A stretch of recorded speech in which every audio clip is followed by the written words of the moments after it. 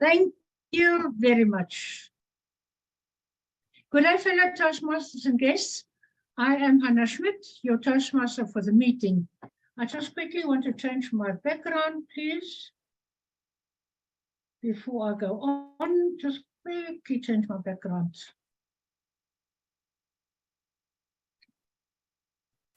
Okay, I am your Toastmaster of the day for today.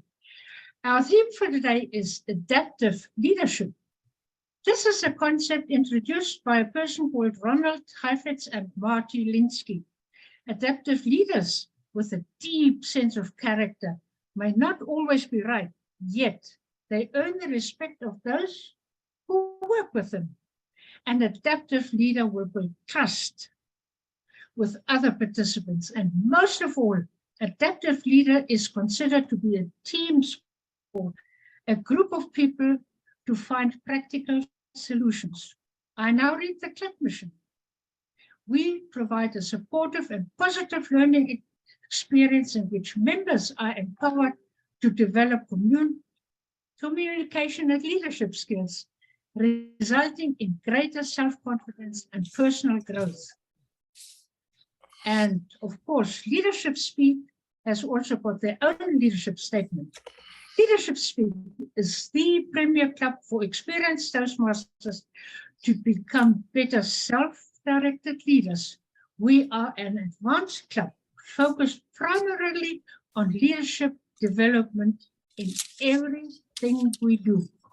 Our time Malaya has the virtual hand raised for us all to see who's keeping time. And I also shall be spotlighting them. Our Toastmaster of the day is none other than Dr. Aswathy Rajan. She is a former scientist, entrepreneur, and a passionate educator. Trains students and teachers in soft skills and teaching methodologies. She is an author of 2 books. She has been a Toastmaster for 3 years, has completed 2 tests already, and Pathways Mentor Program, and is currently working on a DTM project. She is an area director of District 120. Toastmasters, please help me welcome our Toastmaster of the day, Dr. Aswathy Rajan. The virtual floor is yours. Over to you. Thank you so much, Toastmaster Hannah, for that wonderful introduction. Hello, everyone. I'm the Toastmaster of the day, Toastmaster Aswathy Rajan. Heraclitus once said that change is the only constant. But do you all know that the biggest change happened on Earth was the extinction of dinosaurs? The exact nature of the catastrophic event leading to their extinction is still open to many scientific debates. But let me ask our leaders, let me ask all of you this question. According to you, what was the reason for their extinction? A meteorite. Okay, meteorite. Any other answer?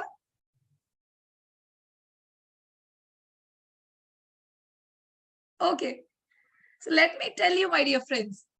Evidences, of course, they suggest impact of asteroids, meteoroids, volcanic eruptions, etc., which cause large-scale climate change, and together with more gradual changes to Earth's climate. But whatever the causes, the huge extinction that ended the age of the dinosaurs was only because they could not adapt to their changing environment. Adapt and change or die. That's the rule. You see, changes are like a double-edged sword. It can pose a threat and also an opportunity. If you adapt and change well, you can make great progress. However, if you ignore the rapid changing environments, then be prepared to extinct like those dinosaurs.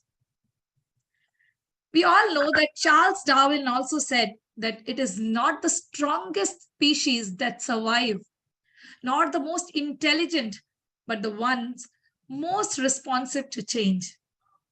So, dear Toastmasters, this rule is not only for nature, but also for us.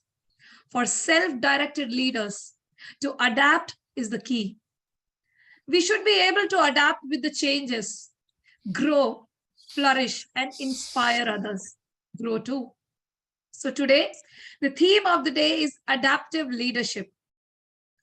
The world is constantly evolving with leaders facing unpredictability, imperfect information, multiple unknowns, and the need to identify responses quickly, all while recognizing the multidimensional cultural nature of the crisis. For example, health related, it can be economic crisis, it can be social, political, any kind of change. Responding to the crisis requires adaptive leadership. So now, before going ahead with the theme, it's time to call Toastmaster Asif Muhammad Sayed to raise the toast. Asif Sayed helps business make more money by making risk-aware decisions. So it means he's an adaptive leader. He also helps executives grow in their career using growth mindset. So ladies and gentlemen, please welcome Toastmaster Muhammad Asif Sayed for raising the toast.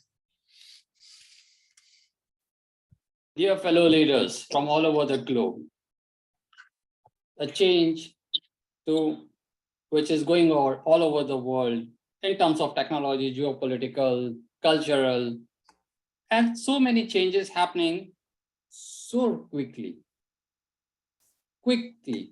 fast. What does it require? Now, adapting is a very old word for leadership. But what is new today is adapting quickly because of the fast changing world. And in order to adapt quickly, we need to connect with new sources of knowledge. We need to know a lot of more of the technology, what are the risks involved in adapting new technologies or the new processes or new thought processes as well. Well, I think that the best way, the smartest way is to collaborate. And that is what at Toastmasters we can do. Collaborate with each other. For the collaboration, we require to trust each other. First of all, you need to connect with each other, correct? So in order to adapt as quickly as possible, I propose a toast that we are going to connect, communicate, and collaborate more. In order to raise the toast, I kindly request everyone to unmute yourself and raise your glass and speak along with me.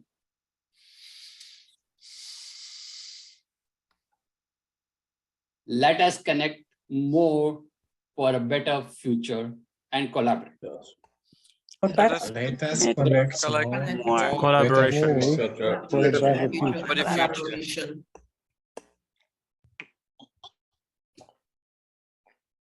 Thank you. Over to you, Madam Toastmaster. Thank you so much for that amazing, wonderful toast. So now we all know that time is another factor that changes continuously and thus changes your actions. But as self-directed leaders, we learn to manage time. So now let's welcome our timer, Leah Musunga, who is a Toastmaster enthusiast, previously served as VPPR and VP of Gaborone Toastmasters Club in Botswana. She is an avid reader and has read 32 books in 2023 so far.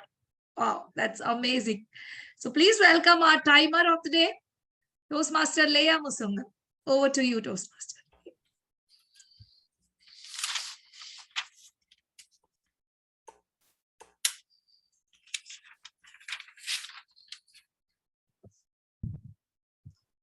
I think Leah has a weak connection. She's coming in and out of the meeting, but the timings are, if I may, I will help her with the timing when she drops out. But the timings are as follows. If you look at the agenda that has been posted in the chat, it indicates the green, the yellow, and the red. So we will be following those green, yellow, and red timings as per the agenda. Back to you, Madam Toastmaster. I think Leah is back now, but I've just done her job for her. Leah, I'll be tagging along with you in case you drop out. Back to you, Madam Toastmaster. Thank you so much, DTM Raam, for pitching in. So now it's time to introduce our grammarian. Our grammarian for today is a design and development manager, an NLP trainer and growth mindset coach. He's a Toastmaster for last 2.5 years. He's also a division level winner in international and humorous speech contests. He works at Sharjah, UAE. So please welcome our very new member, Toastmaster Paramjeet Singh. Please explain your role. Good evening, everyone. Thank you, Madam Toastmaster, for a wonderful introduction. It's my first role as a grammarian in the club. So as a grammarian, it is my responsibility to pay close attention to all speakers, listening carefully to their language uses. I will take note of any improper language as well as any outstanding words, quotes, sayings, or thoughts. As grammarian, it is also my duty to introduce the word of the day. For today's meeting, the word is supple, which means mentally flexible, responding readily, and compliant. So I request each speaker to use the word of the day during their speeches. So I will give the grammarian's report when called upon during the meeting, and also report on the uses of the word of the day. Thank you, Madam Toastmaster. Thank you.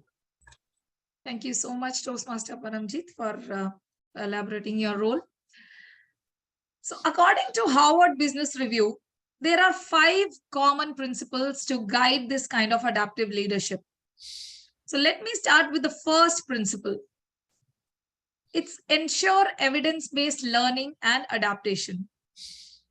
Adaptive leadership means teams and organizations need to constantly assess their actions, recognizing that they will have to continually iterate and adapt their interventions as they learn more about the outcomes of decisions.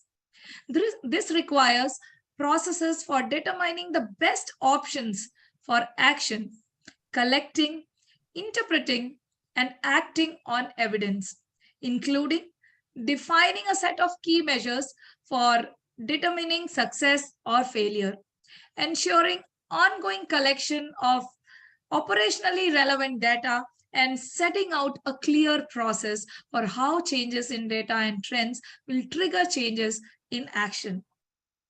So that's the first principle for adaptive leadership. So now it's time to call upon our leadership speaker. And today, to present the leadership speech, we have a very dynamic Toastmaster.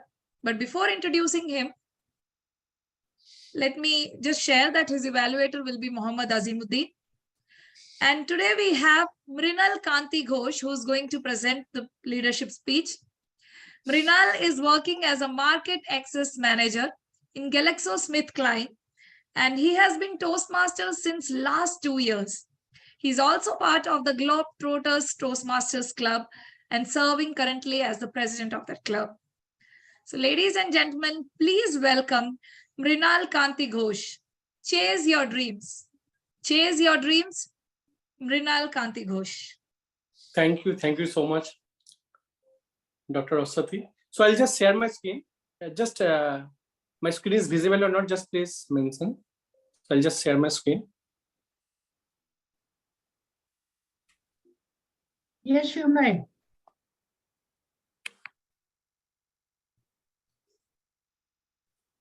My screen is visible?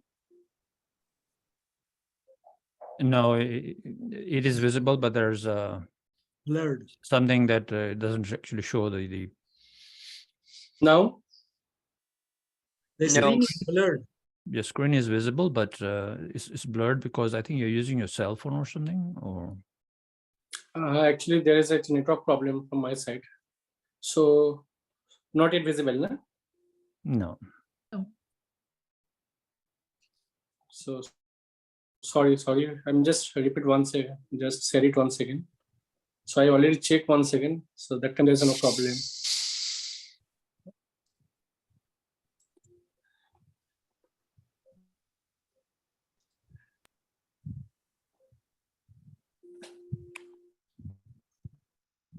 Mrinal, it is blurred. Now is it visible? No, it's blurred. Can you move to the next slide to see, let us see what happens if you move the next slide. I'm afraid it is blurred. Could you do it without the slideshow? I think you have to press stop broadcast on your phone or computer. Oh my goodness. Now you can share it with me and then maybe I can share it for you. Yeah. So I don't want to waste my time. So I'll just share with you. I'm extremely sorry for these technical glitches. No worries.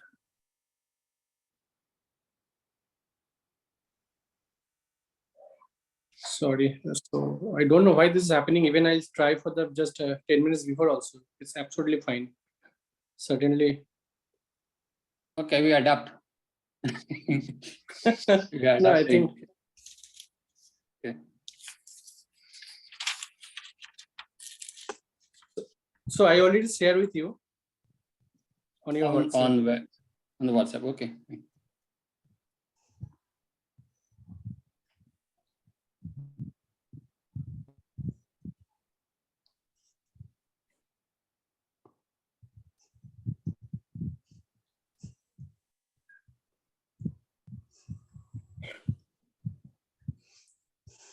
I think it will take time, should I go to the as a next speaker? Because I don't want to, I think almost. Yeah, I already Okay. shared with you. Yeah, I got it. Master Asif, are you able to share that? Yeah, give me a minute. I'm just downloading. It's downloading. Yes.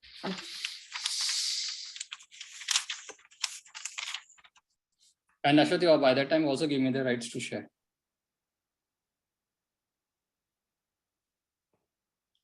Can I try once again?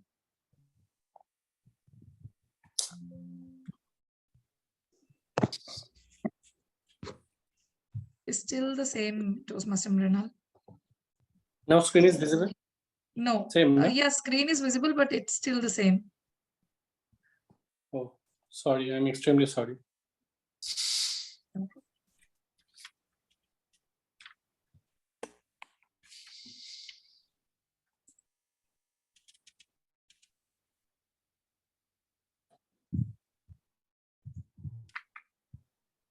Yes, it is visible now.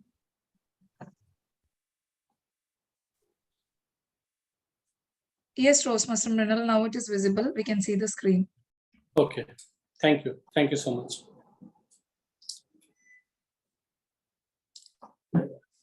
Good morning, good afternoon, and good evening, fellow Toastmaster, distinguished Toastmaster, and dear guest. Today, I want to discuss with all of you one of the important topics. I know that this is very much important for your life also. How to chase your dreams. Because dreams we all have. Everybody having a dream. But how we can chase it, that is important. So friends,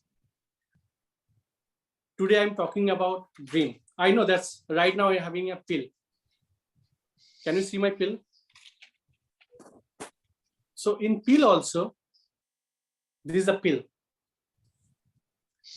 It's always cured your whatever disease you have.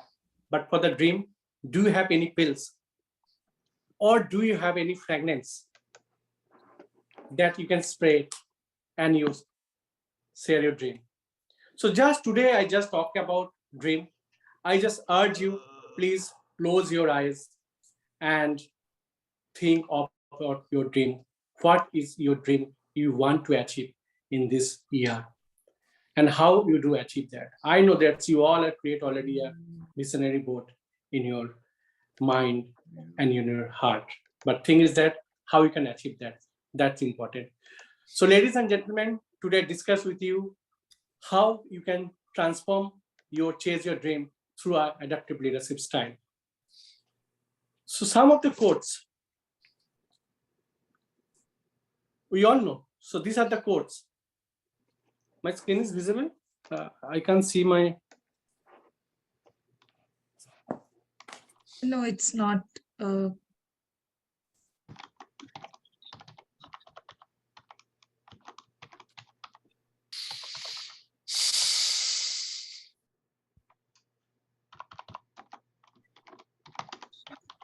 Can anybody share screen behalf of me?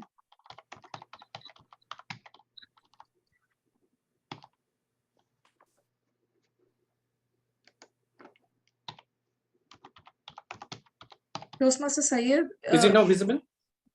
No, it's still the same, Toastmaster Mrinal. Mrinal, maybe you can try and click on stop broadcast.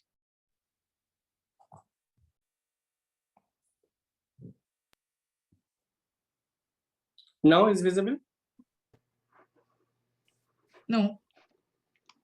I think there's some network problem. I need to, I think, relogging once again.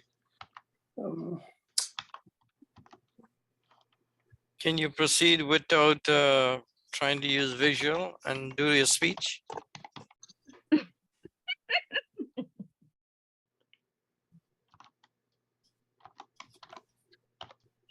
Yeah, now we can see the presentation.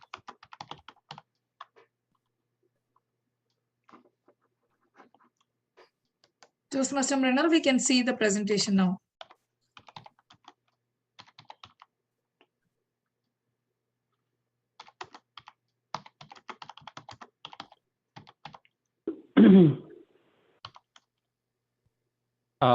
Madam Toastmaster of the Day, can you move on to the next speaker, please? Thank you. Yes, sure. Hello. I think, can I go to the next? I think I'm facing some network problem now. Yeah, we'll move on to the next speaker. Yeah. Thank you. I'm extremely sorry. We No don't say problem, sorry in Toastmaster Mrinal. Toastmasters. We learn. Okay, so now we'll move on to our next speaker, pet speaker number 1. And before calling him, I'll invite his evaluator, Toastmaster Lokesh Verma, to read his speech objectives. Speaker is Toastmaster Kenneth Kajjora. Thank you. Toastmaster Lokesh. Yes, thank you so much. So the purpose of the project is for the member to practice using vocal variety or body language to enhance a speech. Timer, please note, the speech timing is 5 to 7 minutes. Back to you, Toastmaster of the Day. Thank you so much, Toastmaster Lokesh.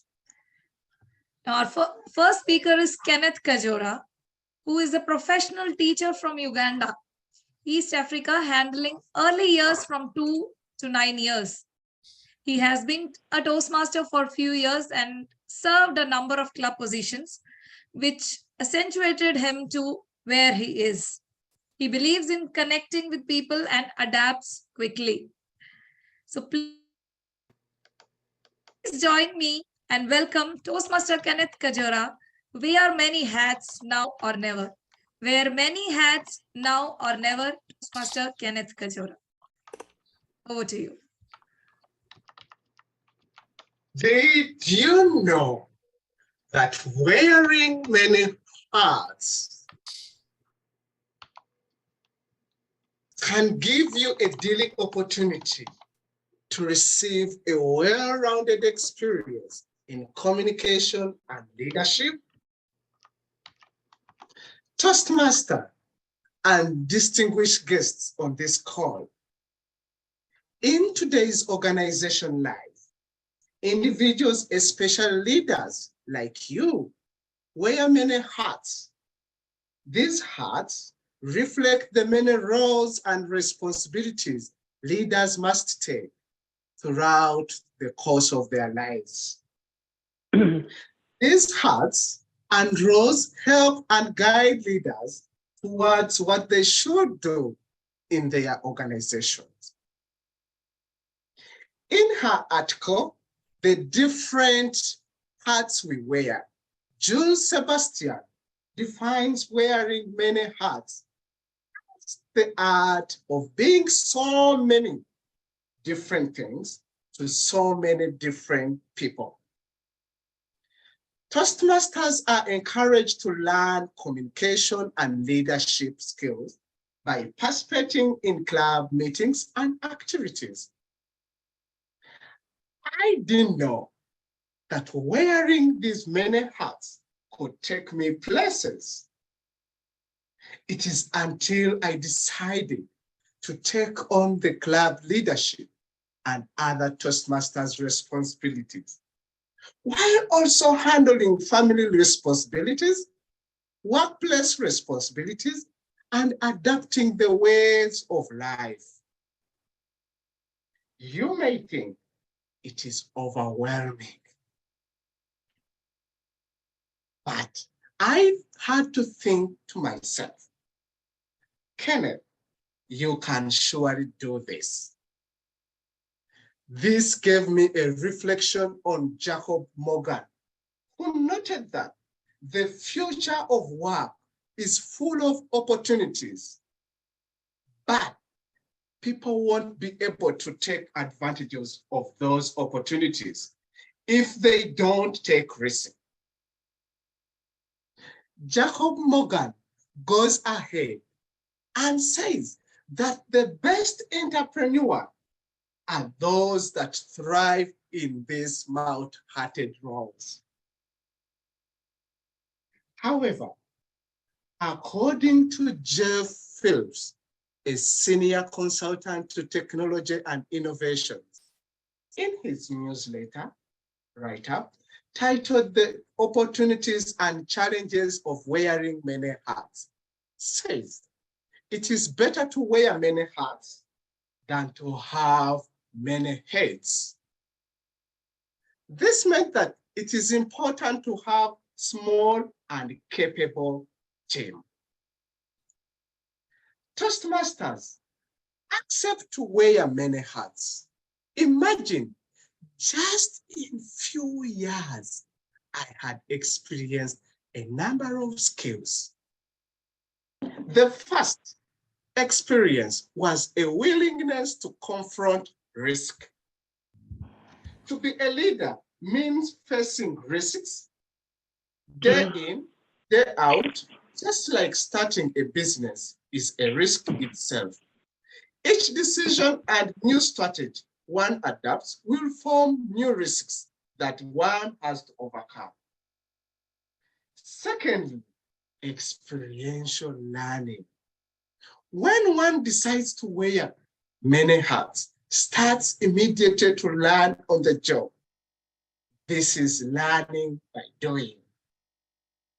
Number 3, facilitator. The leader wears many hats as a facilitator, making things easier through the inclusive participation of all members.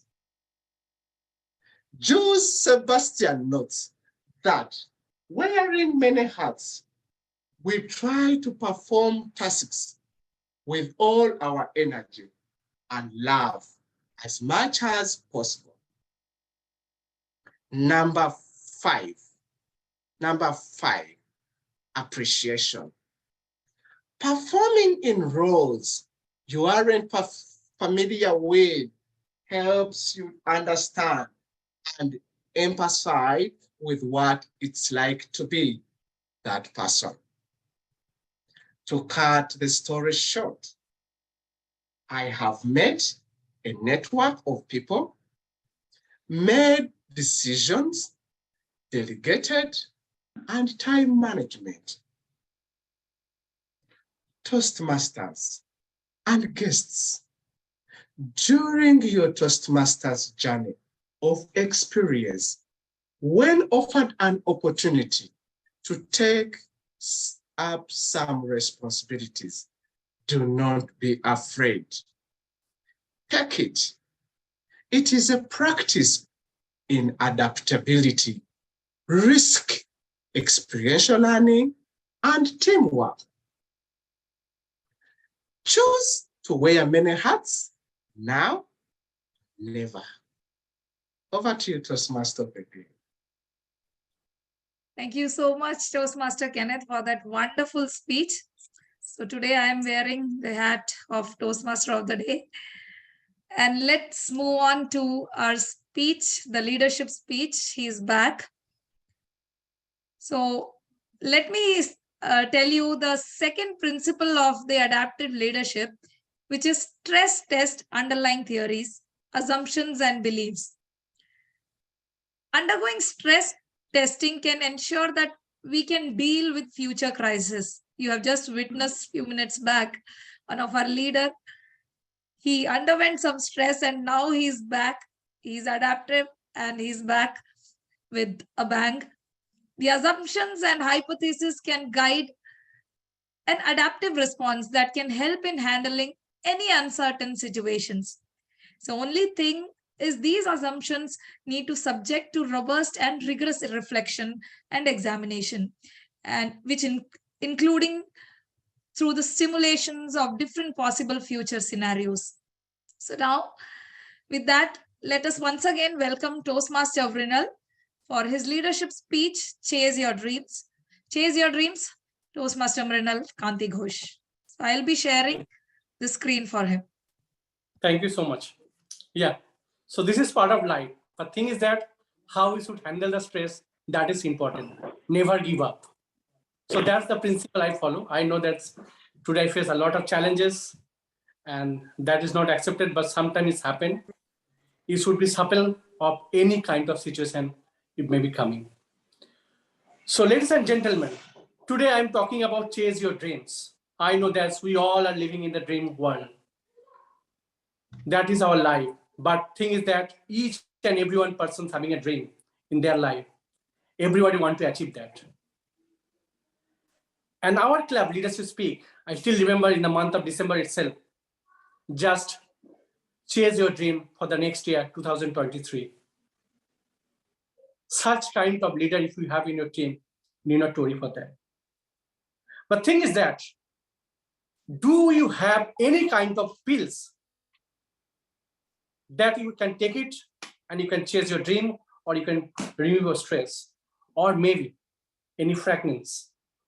Any fragrance, you just spread it to your body and you can chase your dream. But ground reality is different.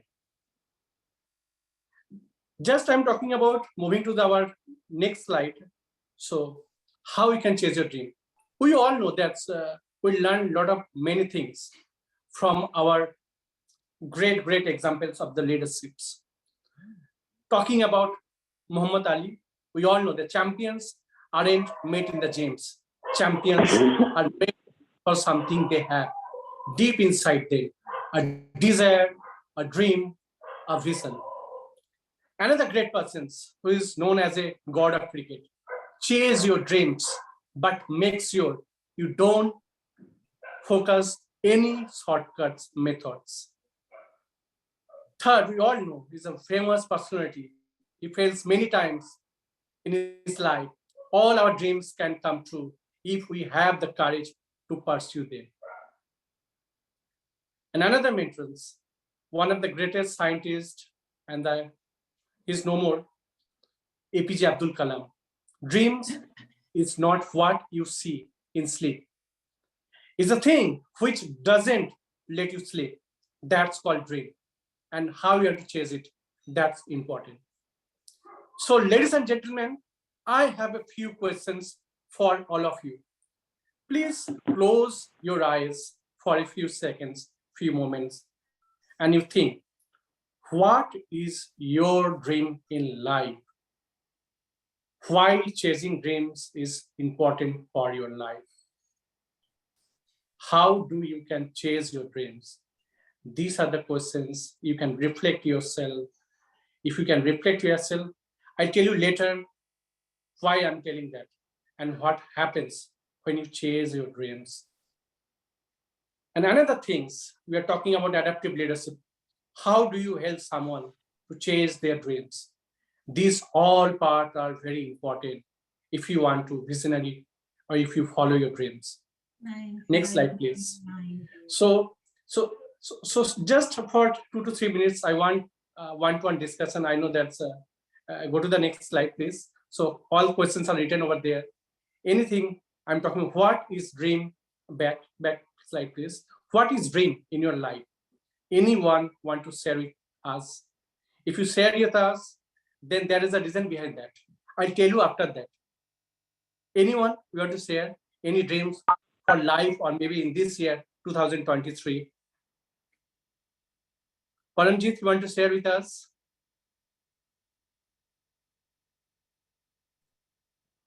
You're talking about this dream in life? Yes. Become a motivational speaker. Great. Why you want to become a motivation speaker? Because I got motivation from a lot of motivational speakers, and I feel that I can share my experience in my life with others so that they can also get motivated with my different experiences of life. Thank you, Paramjit. Share your dreams with all of us. Yes. Can I share my dream? Yes, absolutely. Perfect.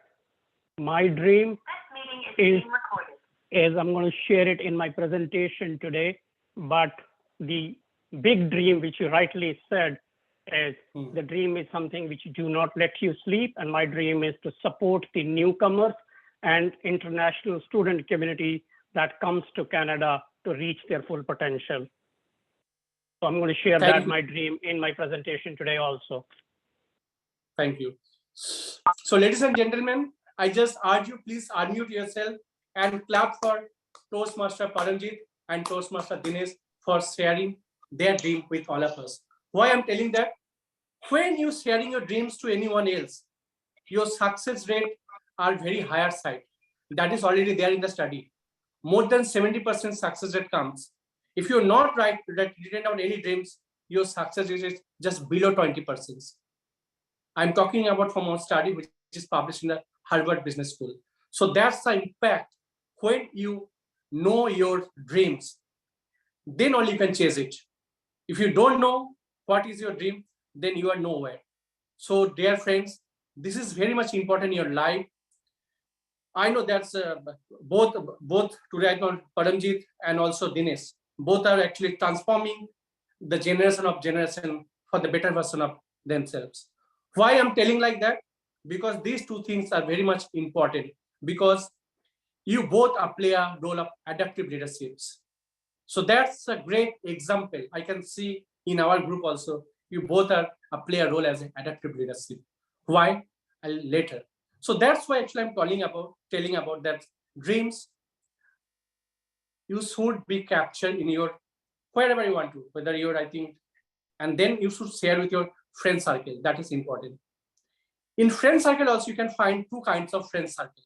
One is positive friend circle of influence, or another is always demotivated you. So you always try to share your dreams, your positive circle or circle of influence people rather than circle of concern. If you share with your dreams such kind of people, these all people will push you back to chase your dream. So that's why it's very much important. It should be there in the proper direction. So that is very much important. And I'm talking about, few things is very much important. Why you are chasing your dream? That is self-management. How can you manage yourself? One thing is important in our life. Try to do the toughest thing first. Normally what happens, we try to ignore in our life. Whatever task, what other project is there in your life, we try to avoid that. But friends, first do the toughest job which you think according to you. And then another important thing, in surrounding area, we can, from media, anywhere, for negative people's, circle of concerned people, you can see the remove of distraction from your routine. One thing is important, we need to follow that follow your 80-20 rules in your daily routine on day-to-day basis. What is compromise? 20% works contribute your productivity of 80%. So that's all about, I'm talking about Supple in your life. You should focus on those 20% which contribute your 80% success, depends on those factors. I'm talking about one of the important things that we need to practice as an adaptive leader also. Urgent, important matrix. So what urgent, important matrix say? So there are 4 quadrants of people are there. Urgent, or not important, and list it, reject or decrease that. And it's not urgent, not important. But friend, true fact is that most of people are spending more time on quadrant, which is not urgent, not important.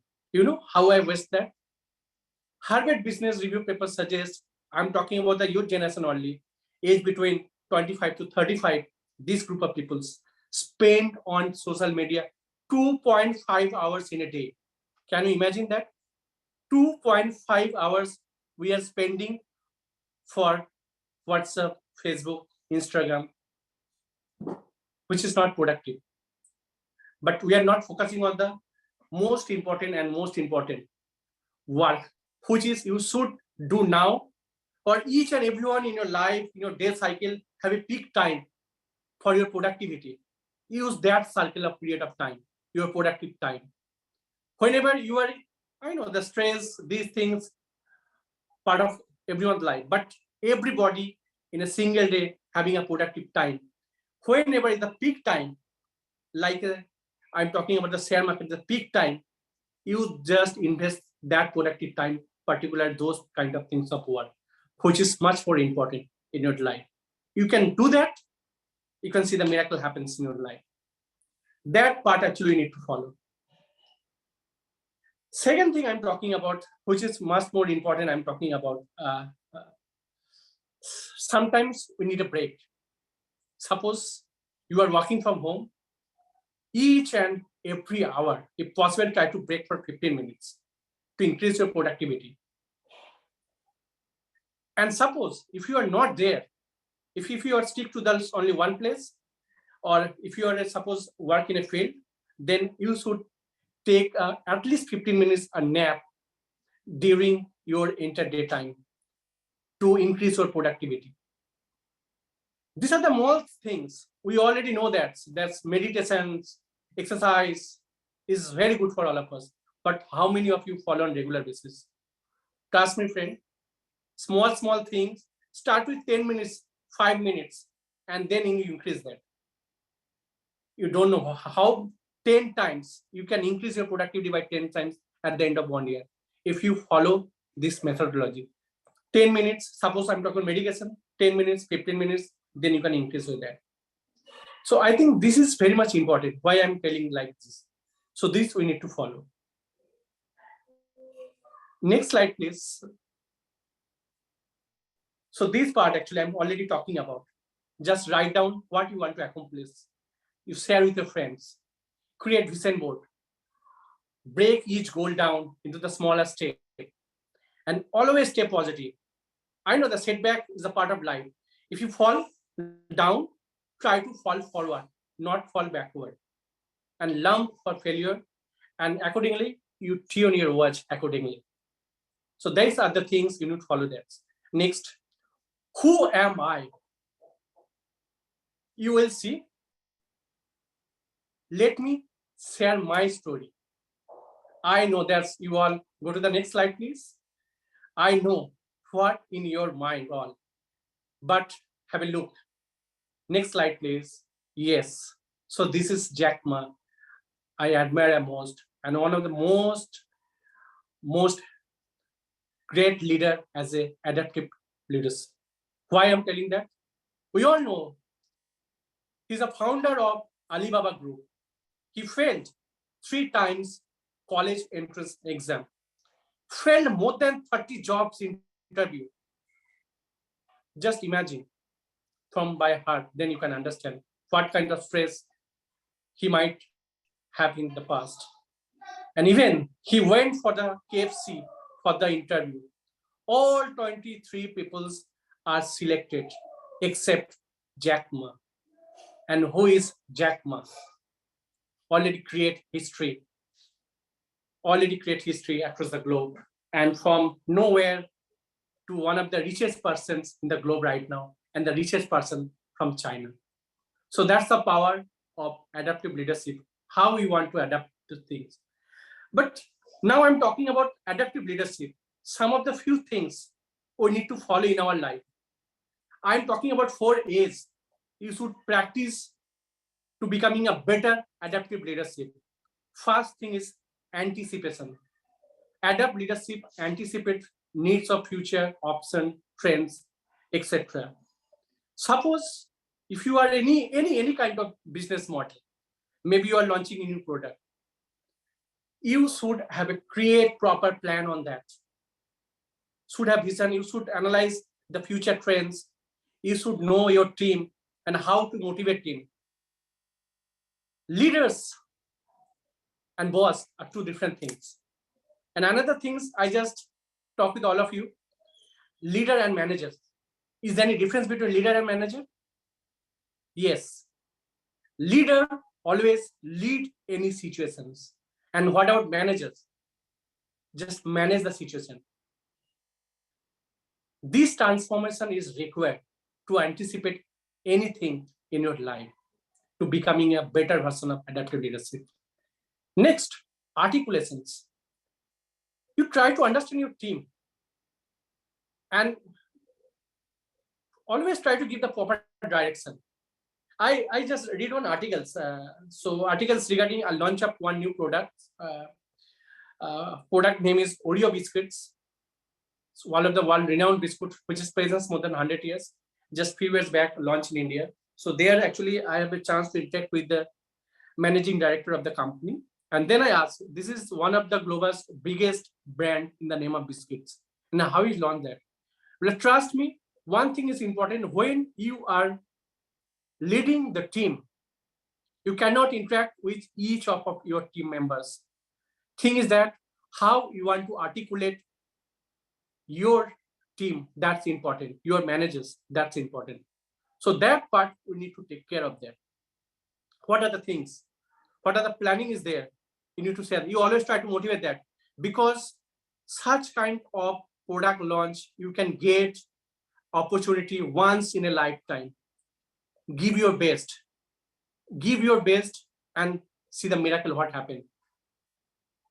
You can add extra miles, or maybe more than that from this project, because this kind of opportunity get by very few people only. Next, I'm talking about adaptations, which is the most crucial part for any adaptive leaderships. But how you can do that? You should follow the methodology called TMRR model. You should know target, what is your target. Then next part is important, how to measure that. R for reflects, or results reflects. So we are lacking in one parameter. Where we are lacking? We are lacking in only one parameter. We are mainly lacking. We are not able to fulfill our dream because we are not follow the proper reflection part. And last, I'm talking about accountability. You should take accountability. If success happens, you are the responsible person. Failure happen, you should not blame to your team. You should take accountability and never give by. Always try to move forward in such kind of situation also. So next I'm talking about, I think, which is the most crucial part I'm talking about, further the principles of adaptive leaderships you need to follow for becoming, when you lead your team. I think today, once you all know, we are talking about emotional intelligence. Is just a one sentence, but friends, it's very challenging part nowadays. You should know in depth of emotional intelligence of your team members if you want to really success in your life. That is very much important. So that's why, you know, that the study suggests that bossism cultures is there more than 70% organization across the globe. Only 30% they are true leader. And this data I'm talking about from across the globe, more than thousands of organizations in the even Fortune 500 company also included that parameters. And then also you can find that people are not, these are the challenges that we are facing till now. So next, I'm talking about most important principle, organizational justice. What is that means? You know, what is the meaning of leadership impact? Is all about your position plus content into multiply of your value. That you need to drive to justice your organization. So this is too much important. We need to take care of that. And next, I think you should develop a culture, the culture of winning, the culture of visa. You know what is the full form of visa? I'm talking about vision, inspiration, strategic clarity, and alignment. This part, as an adaptive leader, should take care for their people. What I'm talking about for the organization: vision, inspiration, strategic clarity, and alignment. These four parts are very critical component, and each and every adaptive leader should follow this principle. And last, it's all about character. The character of how you connect with your people, how you collaborate with your people, and how you communicate with your people. That's character you need to bring in your DNA to becoming effective leaders. Next, I'm talking about how to practice adaptive leaderships. These are these we need to follow. How to anticipate any projects, ask, display. Display what you want to display. You want to always try to display your emotional intelligence, non-commanding to your employee. Experience. Give them the best culture you can give. Trust me, if you take care of your employee also take care of you. Next, I'm talking about let go. Then take a smart risk. Each and everyone in a life always take a risk. Without risk, you never be a successful people or successful leader. That part you need to take care of that. And last, you always create rules for the guidance. Try to connect with your peoples and try to help or try to respect, fairness, connection from your team. That's important. And last, I want to talking about the advantage. We are talking about advantage of adaptive leadership, embrace change, high inclusion, decision-making process. I already talking about. Rules are meant to be broken. You need to create that. Effective use of strength of your peoples. These are the advantage of adaptive leadership. I urge you everyone try to follow that. At last, I just want to end my presentation. Stay hungry, stay foolish by Steve Jobs. If you follow that, you try to learn from each and every of your employee, leader, manager, then only you can becoming a super visionary leader as an adaptive leader. Back to you, Dr. Aswathy. Thank you for your support. Thank you so much, Toastmaster Mrinal, for that informative and very insightful session. Now moving on to our third speaker. Before inviting our third speaker, let me just share another principle of adaptive leadership, which is streamlined deliberative decision making. A major challenge faced by leaders is the change in time that are not in our control. And where decision makers feel threatened, they are much more likely to revert to risk-averse and siloed responses to ensure a degree of safety that results from narrowly defined targets. So decision makers at different levels therefore need to be clear about what they are basing their assumptions and hypotheses on. So they need to explain what is being done and why, and how a decision was made, so that if errors are identified, trust can still be maintained in this process. And the most successful responses can always result in unprecedented levels of planning, information sharing, and coordination. So that's the third principle. So now it's time to invite the next speaker, Angela Brown. But before I introduce her, let me invite the evaluator, DTM Rozy Rana. Please, evaluator Toastmaster Rozy Rana, you can read her objectives. Thank you very much, Madam Toastmaster. Angela Brown is delivering her icebreaker. She's working on the effective coaching part. The icebreaker is the first project, and really it's about her introducing herself to the club. Since in normal fashion, this is the first speech, but Angela is an advanced speaker, and therefore this is not the first time she's delivering her icebreaker. As a result, apart from introducing herself to the club, some of the things she's asked me to look out for and that I'll be looking at is the content and how it flows through, as well as her vocal variety and her tone. The title of her speech is Who Am I? She has 4 to 6 minutes to deliver this project. Who am I? Angela Brown. Thank you. Back to you. Thank you so much. So our next speaker, Angela Brown.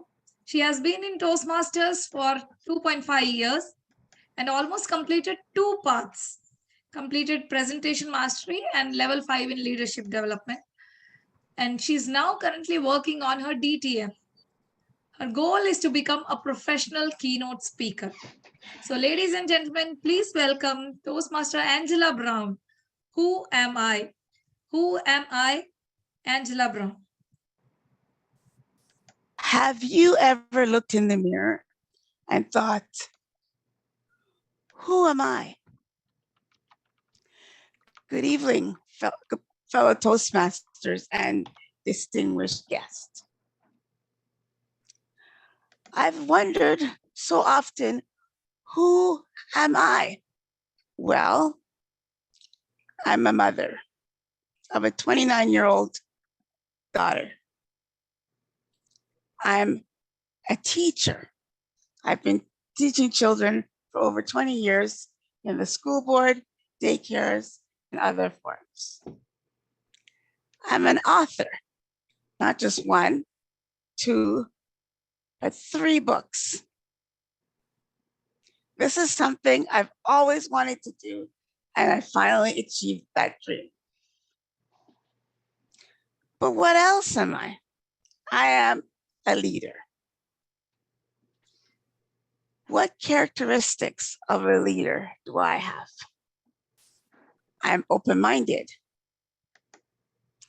I am the president of Rotary Club, Scarborough Twilight Rotary Club. As a president, sometimes issues come up that need to be resolved. Well, I could make a unilateral decision all by myself, but I like to ask the members to give me their opinions and ideas, and we make a decision together. That way, everyone is happy. I genuinely care about people. I meet people all the time who have difficulties, and I always try to help. I've even gone so far as allowing people to move into my home, which has not worked out so good for me sometimes. And dependable.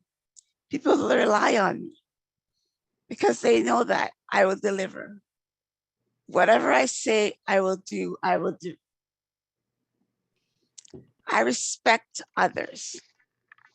Respect is not guaranteed. Respect is earned. And I like to treat others with respect, and so that they will give me respect.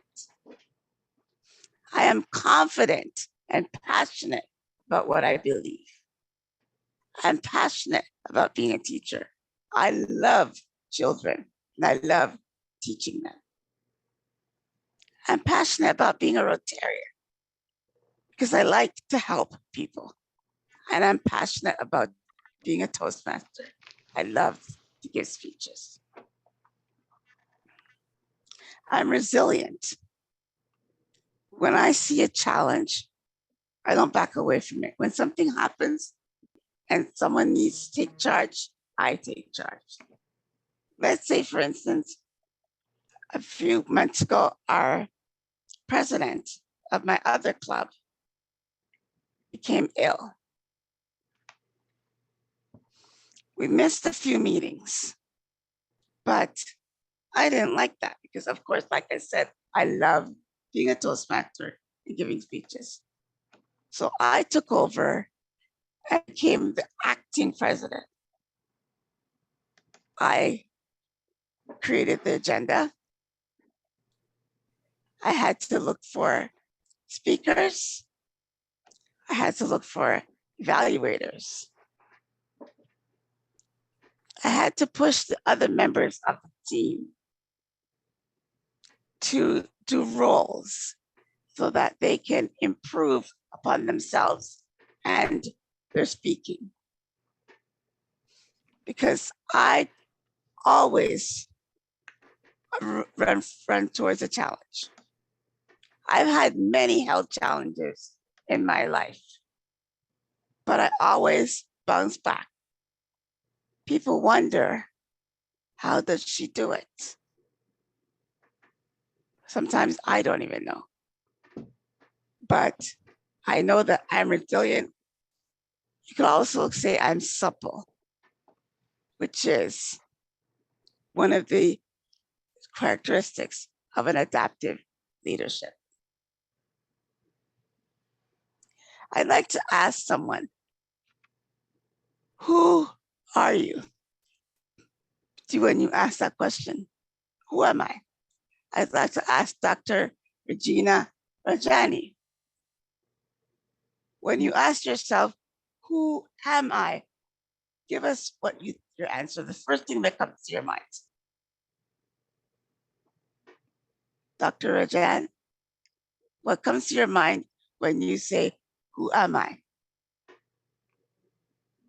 Right now, I can think I'm a self-directed leader. Very good. Thank you for that response. I would like to leave you with a quote by Dr. Martin Luther King Jr. It says, I am what I am because of who we all are.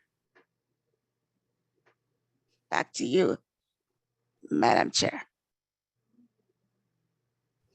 Thank you for that wonderful speech, Toastmaster Angela Brown. Now it's time for the fourth principle of adaptive leadership. Strengthen transparency, inclusion, and accountability. The best adaptive leaders from any field, it may be business leaders or policymakers to community organizers, they have recognized mistakes are likely to be made and actively use them to identify shared learning opportunities. This means leaders need to commit to sharing their thinking at every stage, and by acting in such an open and transparent way, set a benchmark for how to engage with team as the change continues. More than that, by acknowledging their fallibility, leaders create an environment of candor, psychological safety, and mutual trust that is vital for effective crisis response. So that's a very valuable point for adaptive leadership. Now it's time to call our next speaker, Raam Lakhanpal. And let me invite his evaluator, Toastmaster Ashwini Aronkar, to read his speech objectives.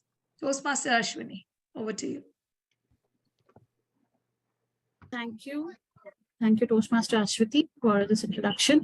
So today my speaker is going to attempt a project which is on practicing and developing, presenting a long, humorous speech. The speech length would be 18 to 22 minute speech.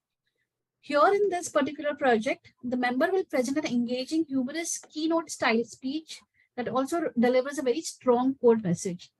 The member should demonstrate excellent presentation skills and deliver a compelling content. A small specific note for the speaker is, you can also present this keynote style humorous speech.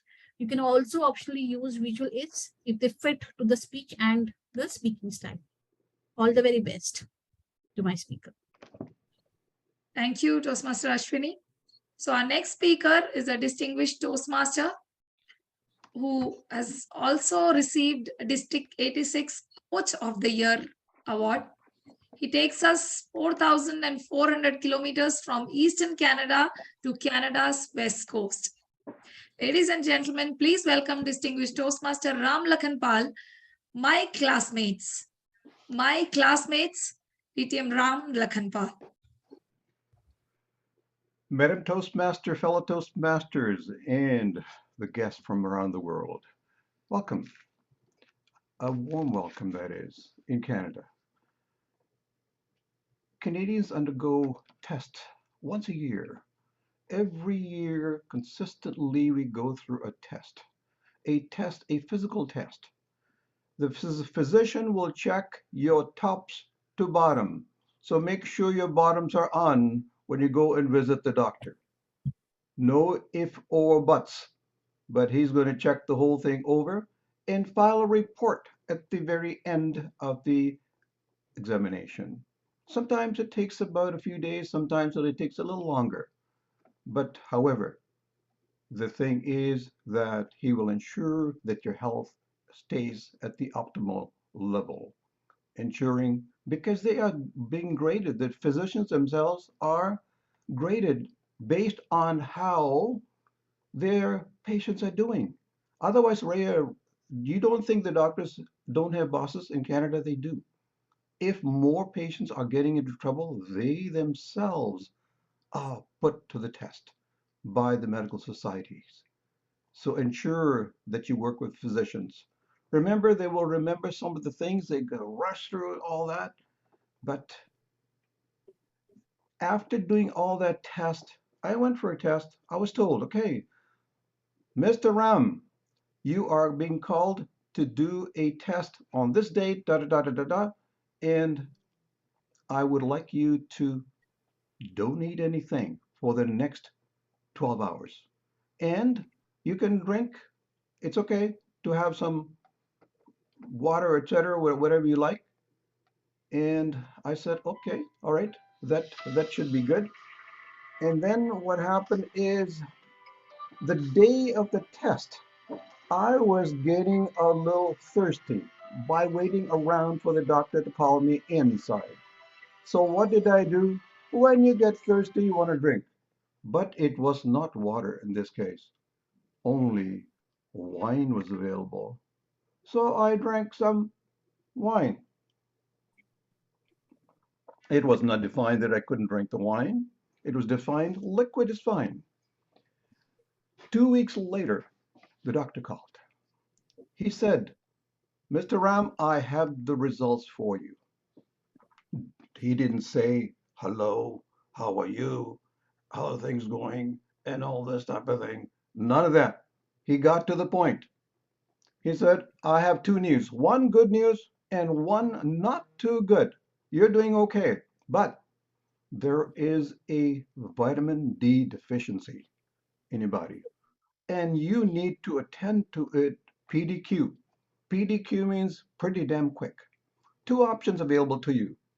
You could take supplements, which is okay, but you could also go and spend the time outdoors in the sun. That way, through your skin, you'll be able to be efficient again. I told my classmates, this is what's going on. That this is what's going on. Why don't we go elsewhere to get the vitamin D? And that's exactly what we did.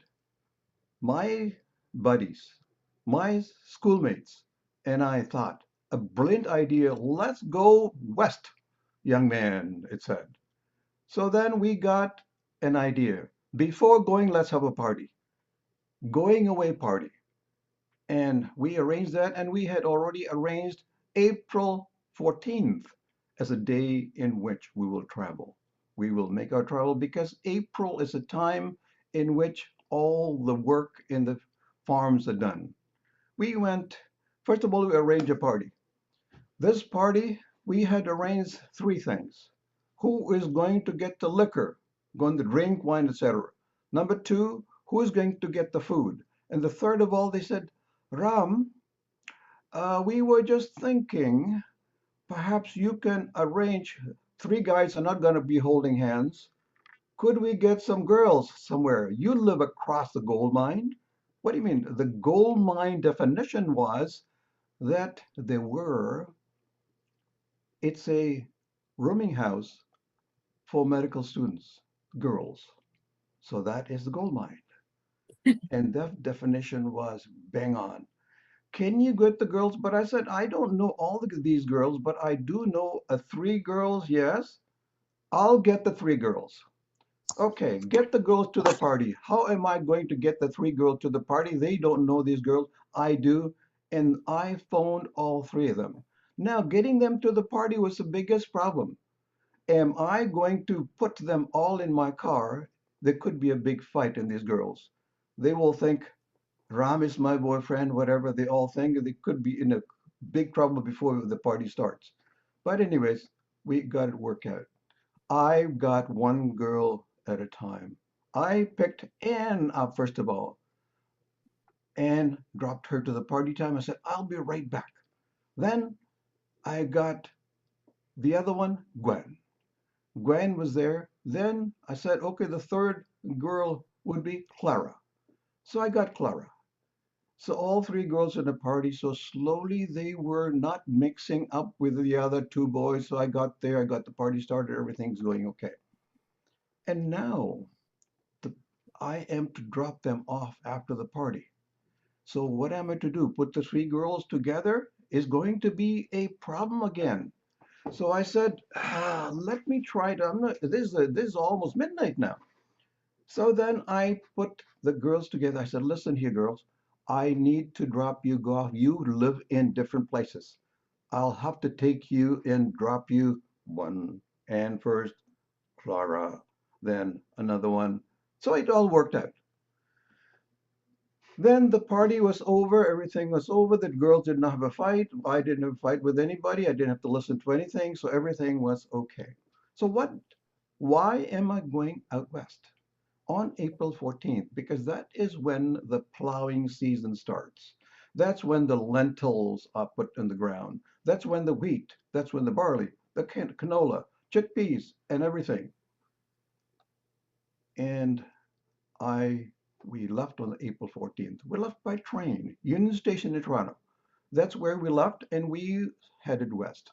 It took one day to pass one province, not even quite. One province, another is Manitoba, another farming province. Do you know how many lakes there are in one province? 122,000. 122,000. In Canada, there are so many lakes. But anyways, we got to the place where we want to be. It's called Lethbridge, Alberta. And that was really a nice place to be because the farming is so abundant. The farmer said, okay, he picked us up from the train station. We went to the farm. And that's where we started to learn what Canada is all about. There's lots and lots of farming of different things. And this is one of the many good things that's happening in Canada. I was given, somehow I was lucky. They saw the leader in me. Among the three of us, when they saw the leader in me, they said, okay, you will get a trailer. And the other two boys will stay in the dorm. And the supervisors there were Harvey and Verna. The biggest trailer to farm the land now was given to Raam. So I got in this with big climbing up there. And I was able to get in and started to plow the land about 70 acres per day. And that is a lots and lots of acreage to be covering. I covered it anyways. We started early. The boss calls up early in the morning, 6 o'clock is breakfast. After that, we are in the farm at 7 o'clock. We work all day. At lunch, 12 o'clock, and all those things going on. We started plowing the field. After it was plowed, now we're starting to seed all these different grains. Before you know it, it's ready to be fertilized. So it was fertilized. I got my big trailer and fertilized most of it. And it's a big, big farm. It's about 350 acres, and everybody were working. The supervisor of the establishment came over to me and says, Ram, I have something to ask of you. I don't want to ask others. There's something that tells me you can look after my girls because we are going out to the show. We're going to catch something breather. So I was left with the responsibility of babysitting three girls, young girls, 3, 6, and 9. But I said under one condition, as long as I don't have to change anyone's diaper, I'm okay. Otherwise, I will not take the assignment. I don't want to be changing diapers for girls or they're not toilet trained or anything like that. But there's no, these girls. The mother said, no, these girls are well trained. They're all set, not to worry. They're going to be okay. So that's exactly what I did. Every Saturday night, Raam was babysitting these girls. And we had a good relationship, watching TV, playing games, etc. So we did quite well together. And those girls, till today, remember who Raam was. Even after marriage, I will receive a Christmas card or something to remember me of the days of that time. It's great to do those things and be remembered. So now it's coming to season of harvesting. So the big plows are coming now to load, and the machinery is going so fast now. When the combine is called a combine, the combine takes the husk out and the grains are put on a big truck. The truck then takes it to the grain bin, and the grain bins slowly so we're learning this farming because one of the Daryl is very interested in farming as well because he said, you know, I never know. I am going to perhaps buy a farm like this. I really like doing this. In the meantime, the vitamin D, I'm enjoying it, sun and outdoors, fresh air, everything was great, wonderful. And slowly my vitamin levels are going up. And that was really, really good. And now the grains are there, but before the grains are inside the bin, the farmer gave me a truck and a gun, loaded gun. Why loaded gun? Because he wants me to shoot all the geese that are coming around and eating all his grains. So Ram was given a big rifle, but I knew that I've used gun before. I went shooting, but I did not shoot any of the geese flying south for the vacation. The geese, what happens in Canada, leave the northern, they travel south, they eat on their way. And I will just make a noise, enough noise for them to scare them off. And little by little, the farmer was happy that I was doing my job. And then the story is coming to an end in the farm. What do we do now? The boys and I decided we're going to buy a car for $600. Only $600 for an old car. Jalopy, you may say. It's quite difficult. We wanted to go from Alberta to British Columbia. That's on the west coast. We bought the car because all the work was done. And then the objective was to go all the way to British Columbia, west from there, and there all the way to Toronto, the East Coast, from coast to coast almost. There we got the car going. Everything is going fine. We traveled to Alberta on the northern portion, beautiful lakes and rivers over there, then to British Columbia on the other opposite end. And that was really a wonderful, if you went to British Columbia, if you come to Canada, you must go to British Columbia, or BC for short. We visited there and we were going, but on the way to, again, to about Alberta, going about to the next province is Saskatchewan. Around Saskatchewan, we thought, Fred had a bright idea. He says, why don't we trade this car in and get another one, get a little big upgradable, and we pay an extra $100 in. So we did. Big mistake. What was that big mistake? The car looked fantastic on the outside. But as we're finding out, whenever we get to gas up, we're putting oil in it as well. It is smoke. The car is smoking up. The party, oh, we didn't like what was happening. So we thought, instead of stopping for gas, we're stopping for oil. That was not good. So we said, if this car stops anywhere, we will just stop the car, get out of the car, take the train, come back home. That's exactly what happened. In the early hours, maybe around 4 or 5 p.m., it started to get dark in the prairies. The car stopped. Luckily, that there were many cars and trucks stopped. They picked us up. We just put the car where it was beside the roadway.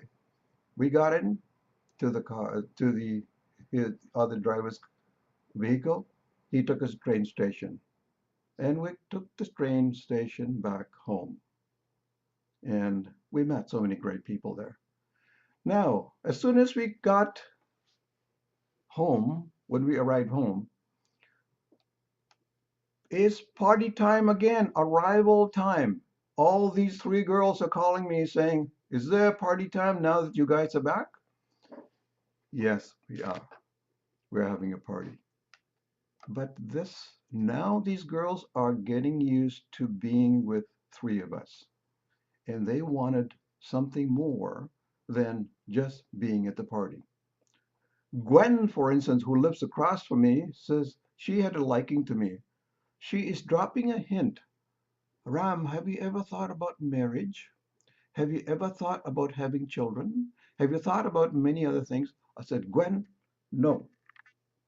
I have not thought about it, and it won't happen. But Fred liked Gwen. So how am I to do it? But Gwen never liked Fred. How do I connect these two? So I told Fred, I said, Fred, on Sunday, I am having a get-together breakfast, and I'll invite Gwen. What is the nearest thing to a girl's heart? Flowers, red flowers. I want you to surprise everybody and bring 1 dozen red roses and have you be the surprise guest. Just knock on my door and Gwen would be there and I'll try to make the connection between you two. And that happened. Win the girl's heart. And Gwen and Fred were really, really happy meeting the second time. And when the girl got the flowers, she was really, really happy. And this went on, they started dating, and after a little while, Gwen said, do you think Fred is a good partner for me? And I said, yes. I think you should. I think you should too get together and go on dates, etc. The other girl that I picked up, her name is Anne. She also called me and she said, Daryl is connecting me to me as well. So that I am making these connections. My buddies and I are making things happen. It was a wonderful thing that a few days later, they announced a marriage. Fred and Gwen were getting married. They called me and said, would you be the best man to the wedding? Yes. And the father came as well from Montreal, drove there and says, why did you not marry my daughter? My daughter liked you first before Fred. I said, I am not ready for marriage as yet, and I'm glad to see my friend marrying your daughter. A lot of good things happen in this association. We got the vitamin C that we wanted. And the other thing is, in summary, Daryl got his PhD from the University of Guelph. and Fred got some other degree as well. But the thing is, we bonded together as friends, as schoolmates. And that is what I would like to do in a lot of things. But the other thing that I did was I connected two couples that my buddies, my friends, got married to the girls that I thought would be wonderful for them. And beautiful way in which to get the vitamin D into your body through sunshine and fun and fresh air and the rain and everything else. It's wonderful. With that, I return control to you, Madam Toastmaster. Thank you so much, DTM Raam, for introducing us to your classmates. So now let's move on to the fifth principle of adaptive leadership, which is mobilize collective action. Collective action in this regard might be in the form of coordination or partnerships, for example, among businesses or teams, or among different interest groups, or dialogue across a range of stakeholders. Adaptive leadership has a crucial role to play in helping to identify shared alignment of objectives and scope for collective action across different silos and levels of the responses. So such interactions enrich debates, are inclusive, and improve ownership of decisions. So with that, now let's invite the fourth speaker, who's Marianna Burka. But before inviting her, let me invite her evaluator, Kajjora. Toastmaster Kajjora, please read the speech objectives for Marianna. Thank you so much, Madam Toastmaster of the day. Good evening, Toastmasters and our guests. Tonight or today, I will be evaluating the next speaker, who is speaking from the Pathways Strategic Relationships. And the objectives is for her to reflect on her path and share her experience in a style that supports the speech content. Timer, the speaker has 10 to 12 minutes. Thank you. Back to you, Madam Toastmaster of the day. Thank you, Toastmaster Kajjora. So our next speaker today is Marianna Burka. Marianna will talk about her Toastmasters experience, especially relation to the strategic relationship path, why and how she started 4.5 years ago, and where is she going now? What are her plans in the upcoming years? And she will also comment how the knowledge learned here affects her professional life and as a passionate wellness advocate. So ladies and gentlemen, please welcome Toastmaster Marianna Burka, Path Reflection, Marianna Burka. Life is a journey. It is a journey which we start at the day we are born and throughout to the day when we live this universe. Madam Toastmaster, fellow Toastmasters, most welcome guests. Life, this journey, this beautiful journey, we have different paths to choose as we are going through. And all of us here decided to choose a path to Toastmasters International, the Toastmaster organization, which is the best place to learn better communication and leadership skills. That's why I came. I wonder, why did you come here? I call this my Toastmaster University, because there is no other educational system in the whole world where you can learn, you can practice, you can make mistakes, and yet you get clapped and you get quality evaluation, feedback, so you can learn again, practice again, so on and so forth. So today I'm going to reflect on what I learned throughout my strategic relationship path, which is especially hard for me as an introvert, as a person who doesn't go out easily, who doesn't make friends easily, who doesn't share easily. Yet I shared many things of me throughout this pathway. Like, all pathways in Toastmasters have 5 levels. It builds up. You start slow and then you go higher and higher levels of your education. So the first level is fundamentals. And that's where I think I shared the most.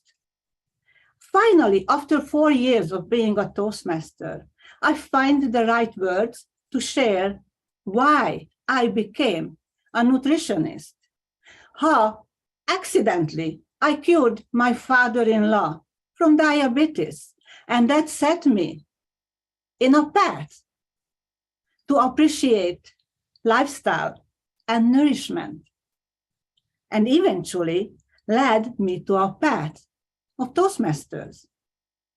Also, that very first level, I could share that, yes, now as an educated nutritionist, I learned that nutrition, lifestyle is not that simple.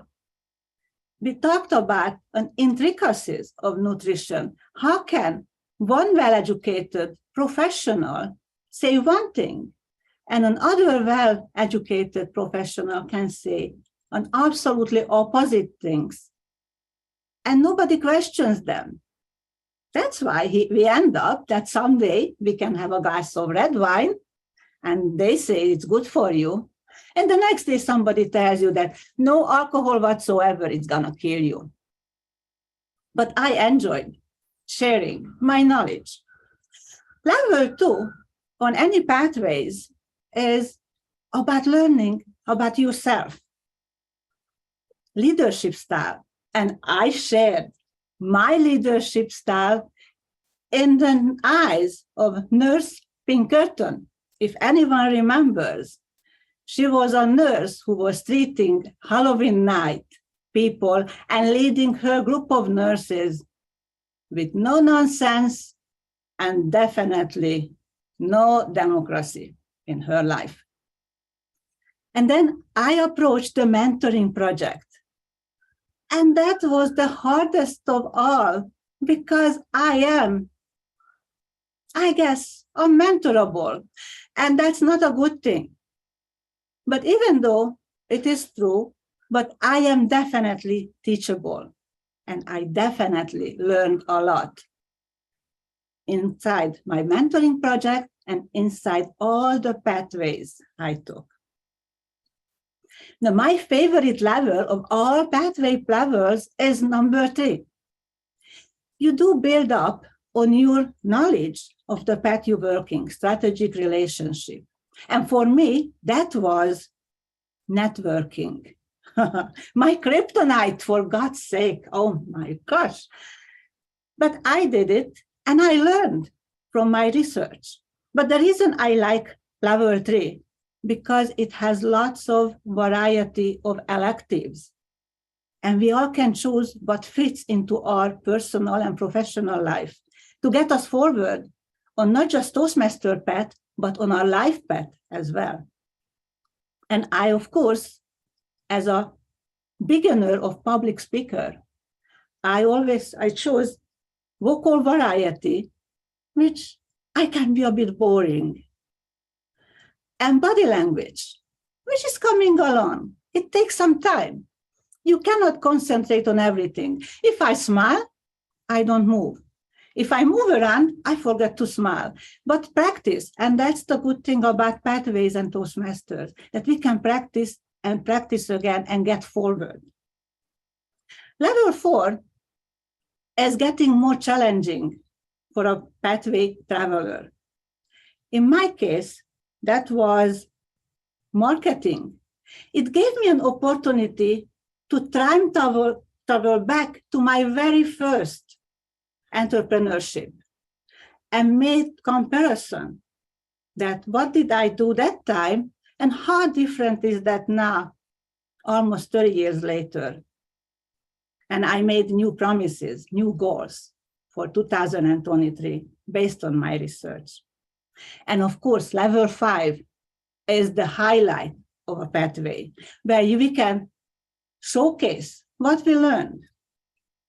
And for me, I was talking about a volunteer organization, how to lead a volunteer organization.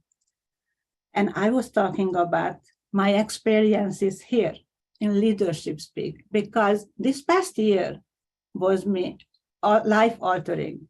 But I learned here with you, from you, and with your help. So that was my level 5, and this is my reflection. But where do I go from here? Because when we reach a turning point in our life journey, we have to continue. We have to decide which way we're going. And I already chose a new pathway, persuasive influence, which I think it's a perfect continuance of strategic relationship. Now that I opened up a bit, I can communicate easier. Maybe even now I will be able to convince you to one of my beliefs about healthy lifestyle or nutrition. The other thing I'm going from here is I'm working on my DTM, but I'm working on not one, but 2 DTM at the same time. And let me share how that looks at this point in my life.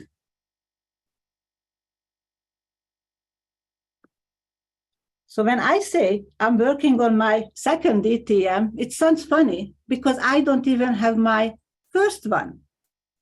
But you can work at the same time on 2 DTM, and you can see. And basically, a reason I'm sharing this, because many of us don't know what it really takes to get a distinguished Toastmaster designation.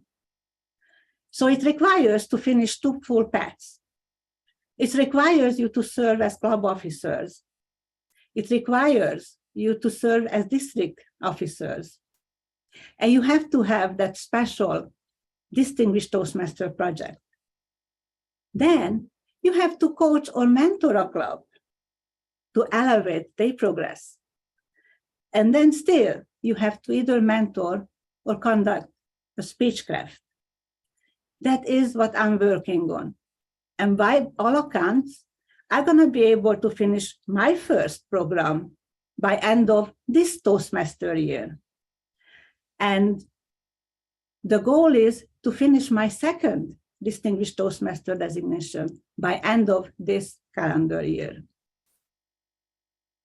And up to this point, I still only talked about my Toastmaster journey. But my life, my profession is also affected by Toastmasters, because there are projects like question and answer periods when I can talk about my profession, nutrition, fasting, which I really believe. And you can ask questions, I answer, I can test my knowledge under pressure. And I find that it is an interesting or not so interesting topic, depending how many people fall asleep during my presentation. And I had a possibility to do keynote speech. And I guess you would not know what I was talking about in my keynote. Yes, it was about fasting and eating, because that's my passion. And that's what I love to share with you now and share with everyone in the future if I dare to go outside of the Toastmaster realm. But that is my next goal, where I am going.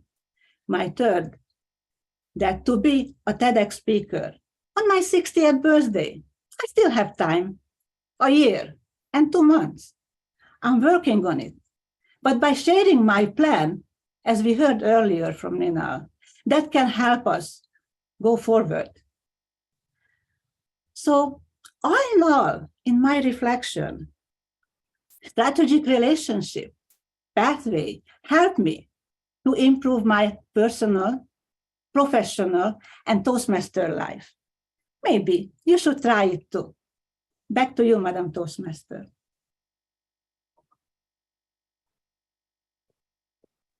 Thank you so much, Toastmaster Marianna, for taking us along your wonderful journey. Very inspiring. Thank you so much.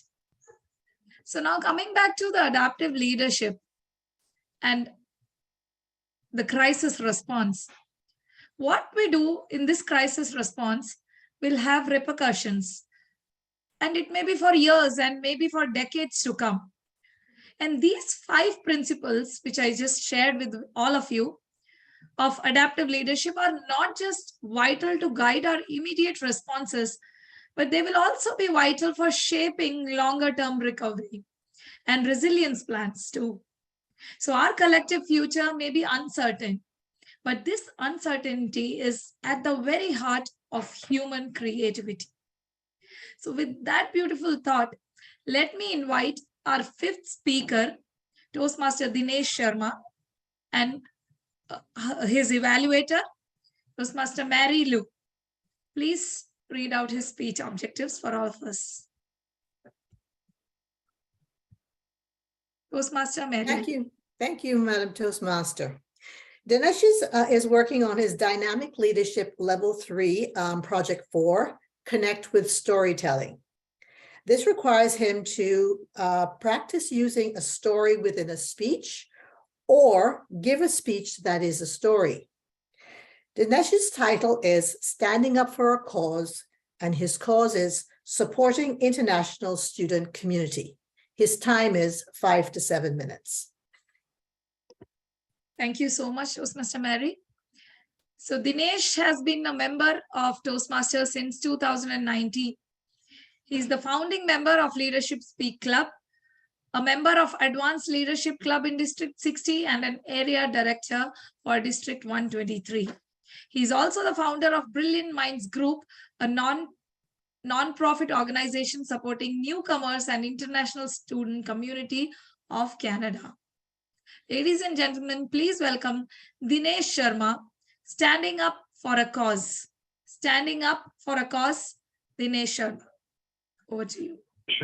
Thank you, Madam Toastmaster, fellow Toastmasters, and welcome guest. Is everybody able to hear me and see my screen? Perfect, thank you. Have you ever wondered when we were students and we were thinking of going abroad for our studies? How does it look like to go become an international student? And especially if you are an international student coming to Canada. What I'm going to do, I'm going to share the story of international student community of Canada and how we are supporting them here in their Canadian journey. So the presentation is divided, as you can see, 4 parts: background, current scenarios, BMG's contributions, and looking ahead. Background. You can see Canada benefits economically from immigrants and international student community. It's a win-win situation for both Canada and the students who get to study and live in one of the North America's best countries. With Canadian education and culturally trained candidates, the industry gets the best talent. Everything looks fine. If we look at theoretically, this is a perfect scenario. This is a win-win situation.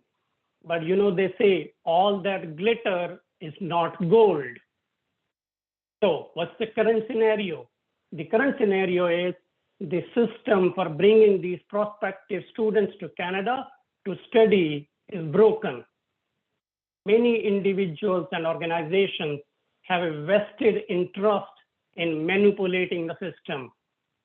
In Canada, living costs are very high. International students pay 3 times more tuition fees than the domestic students. But here is another thing. Some of these prospective students don't come to Canada for studying, but they want to come to Canada because they want a PR. Canada is a land of opportunities, I can tell you. I've been in Canada, and in Canada, they say, if you can dream it, you can achieve it. So they sometimes take the route of taking a study permit for coming to Canada to become a permanent resident. You can see, I'm not talking in air. This is an average undergraduate tuition fee in Ontario. If you look at the bottom graph, it's the domestic students that are paying it. And if you see the red line, there are 3 times more fees that the international students are paying. And it is increasing year by year. A domestic student may pay $8,000 to $10,000 way back in 2006 to where it is now. And international students are paying $50,000, $40,000. Over this, add the cost of living, housing, food, a lot of money. So what do? They go and work at these mom and pop shows, restaurants, warehouses, because they need to sustain themselves living in Canada. But as we said, there are vested interests of individuals and organizations which is manipulating the system. And this is a recent report which came earlier this week that Canadian government is deporting 700 Indian students as their visa documents were found to be fake. That's not all. There's another thing. The international students are not culturally trained. So there's a massive rampage of shooting, suicide. So much, I mean, they don't know, they don't integrate into the Canadian culture because their goal is not to study. Their goal is to get PR residency. You can see right from May 2029 to May 2022, in 3 years, so many incidents have happened where the students or their families are getting killed, shot.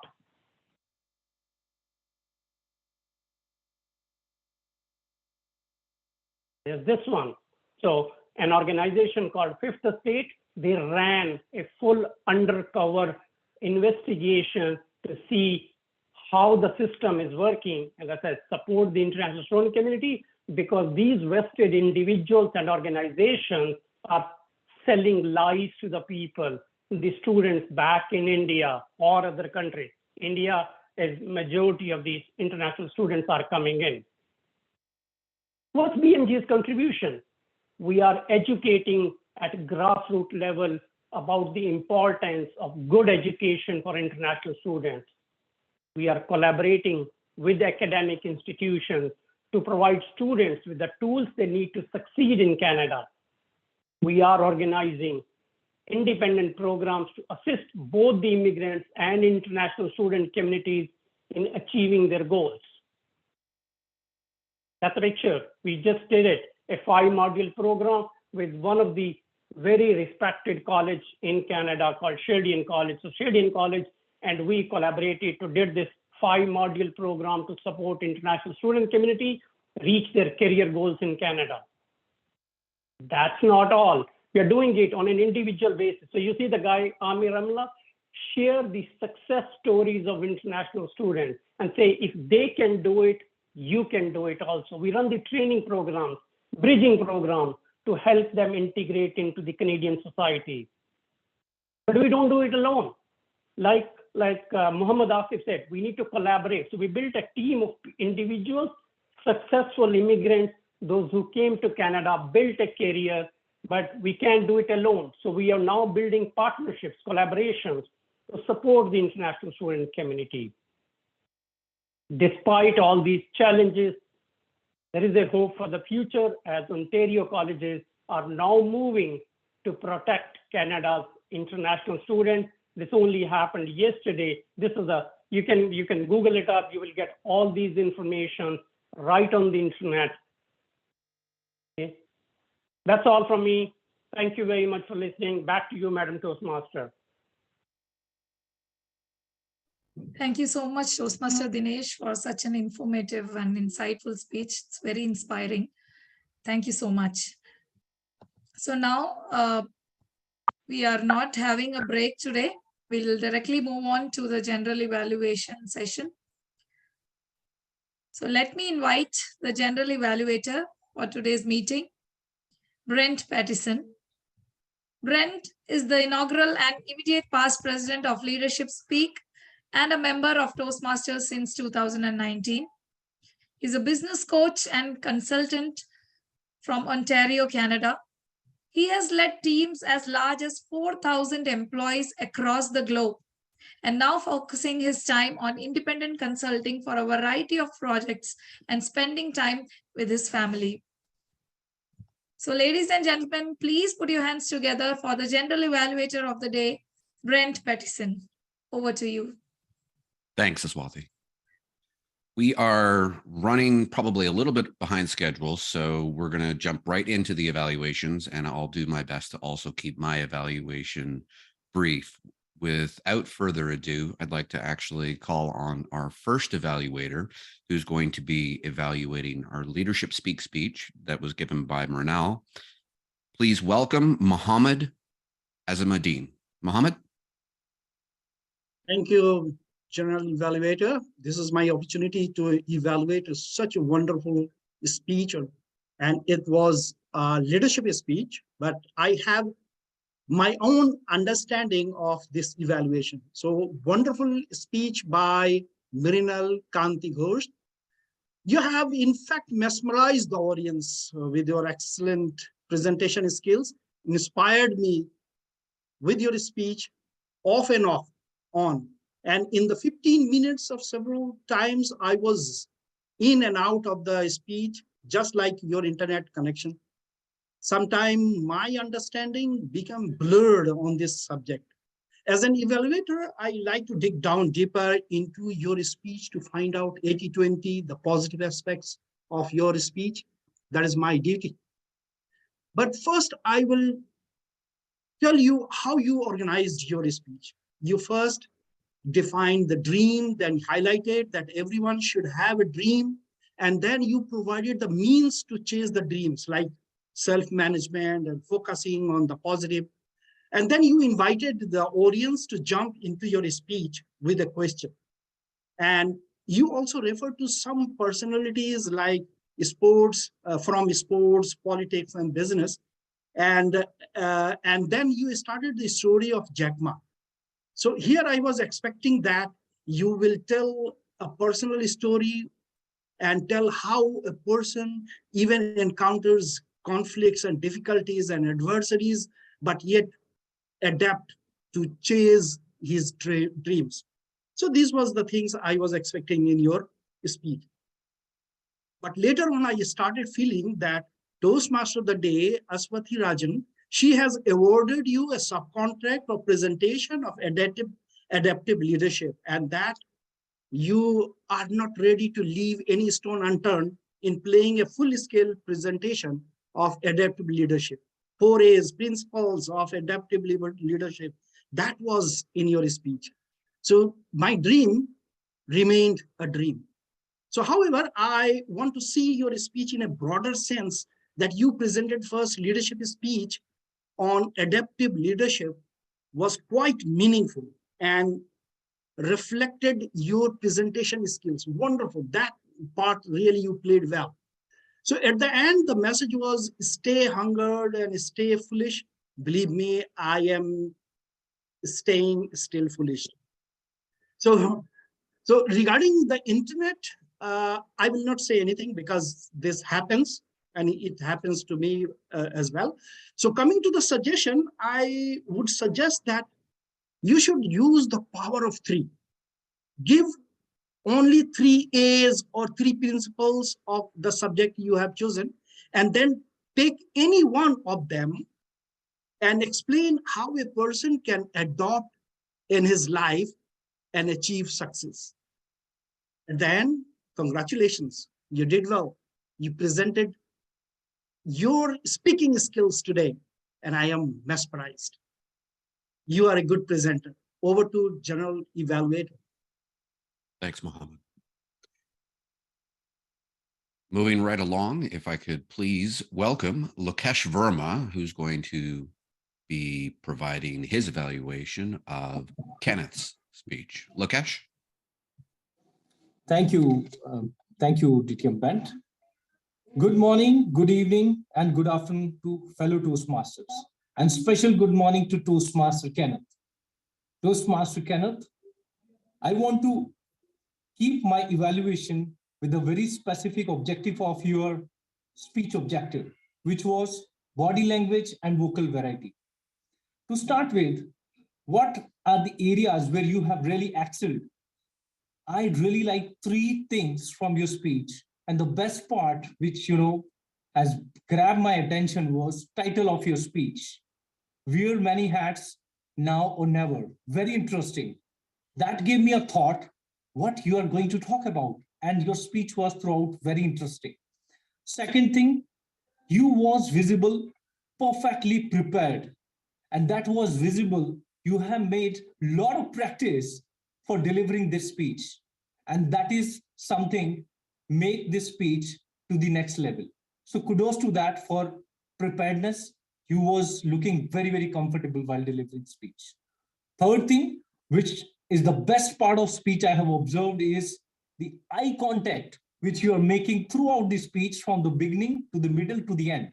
That was one of the best part I have observed. So kudos to all for all these 3 points. Now, to take your speech to the next level, I have only one recommendation. And that is, you have really played a good movement of hand and throughout your speech, but sometime it was coming as a drawback as well. How? When you are preparing, let me show you, your face was coming somewhere in front of your face. So you just need to restrict the hand movement to maybe, below the shoulder so that it doesn't cover your face and it doesn't go overboard. But overall, you have done really a good practice to use your hand throughout the 5 to 7 minute speech. Just only one thing to be taken care is, it should not cover your face or something which, distract the audience. At least I have observed that. Now, I would like to give you one challenge. You have also used vocal variety, probably after completing 4.5 minutes.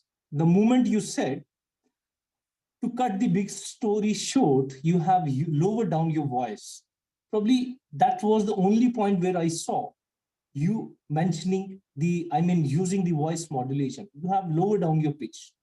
I recommend to use your voice modulation maybe 7-8 times at least throughout the 5 to 7 minute speech. And once you will see the recording of the speech, you will find the areas where you can reduce your voice and suddenly increase the voice. Probably that was one of the objectives of the speech. But overall, I really like your speech. 3 things which I mentioned: the title, well prepared, great eye contact.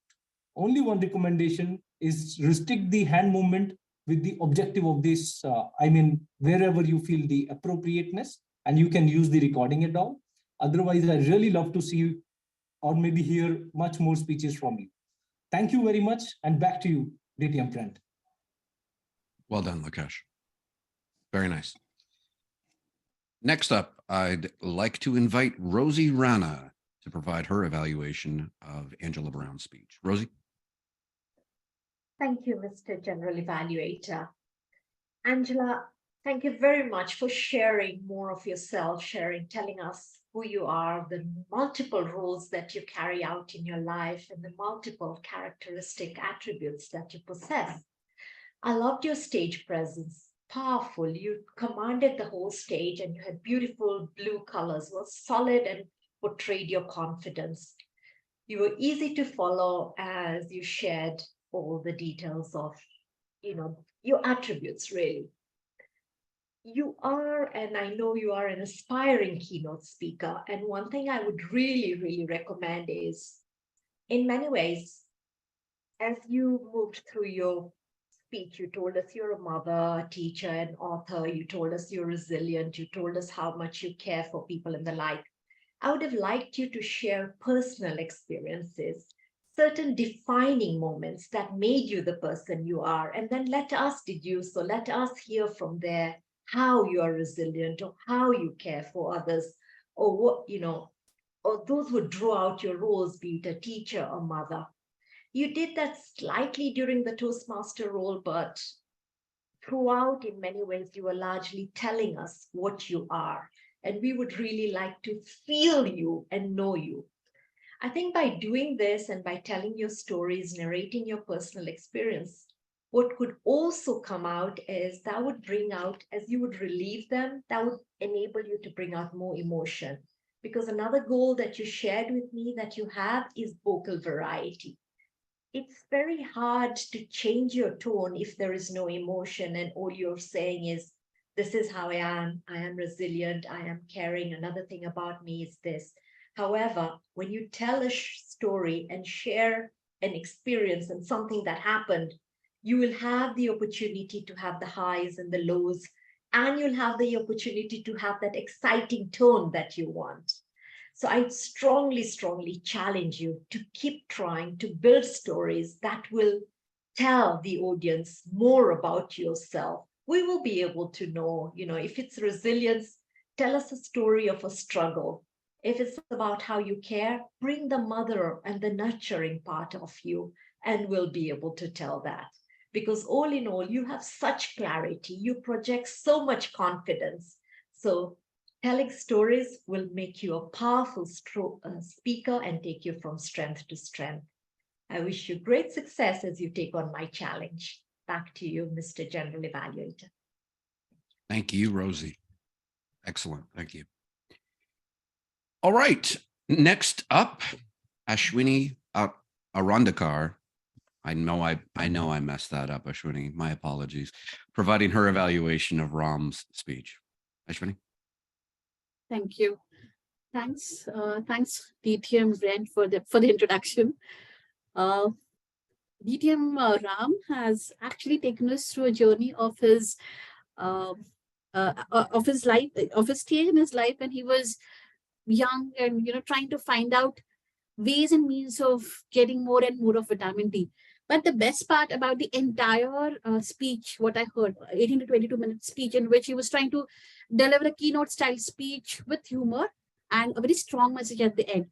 So as I normally evaluate, I evaluate basis on the 5 C's, what I follow: setting up a context, creating a character, creating a chain, creating the catch-22 situation. What is the reason as to why from the current state to future state there has been a change in the thoughts, and what is the outcome? What is the learning from the entire story? So when I was listening to Raam's story, I could actually imagine those beautiful those beautiful fields of crops which he was trying to narrate while you were driving with your friends, and then a Canadian physician who might be looking very handsome, but wanting to do lot of tests even before suggesting you have a deficiency of vitamin C. I could actually imagine those characters which you are trying to build in while you're narrating the entire story. Then when you are actually setting up a context with your classmates, and then you slowly got in the title of your speech, which is My Classmates, and how you shared your plans of getting vitamin D, finding out beautiful girls in those from the roaming house of American hostels, and at the end, this message was in this entire journey of gaining a lot of vitamin D, you actually ended up getting a right couple. And that was a fantastic end to the story. With all these 5 C's, what I see is a beautiful story coming to our understanding. However, a small input from my end is, if you would have stood up and you would have delivered the entire speech with lot of movements, coming forward, moving back, explaining those characters, by making us imagine that he's just standing next to you. I think that would have really helped to make this story more impactful.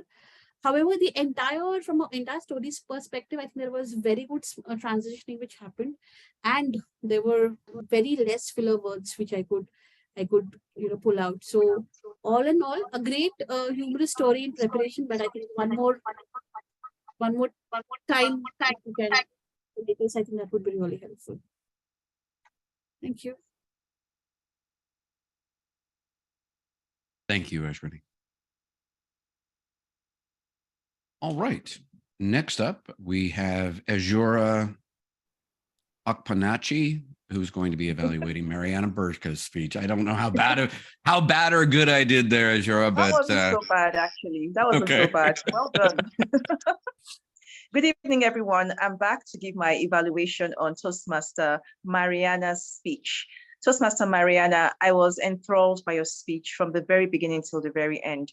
I loved how you started with a metaphor, comparing life as a journey to your Toastmaster's journey, using the pathways that you just finished.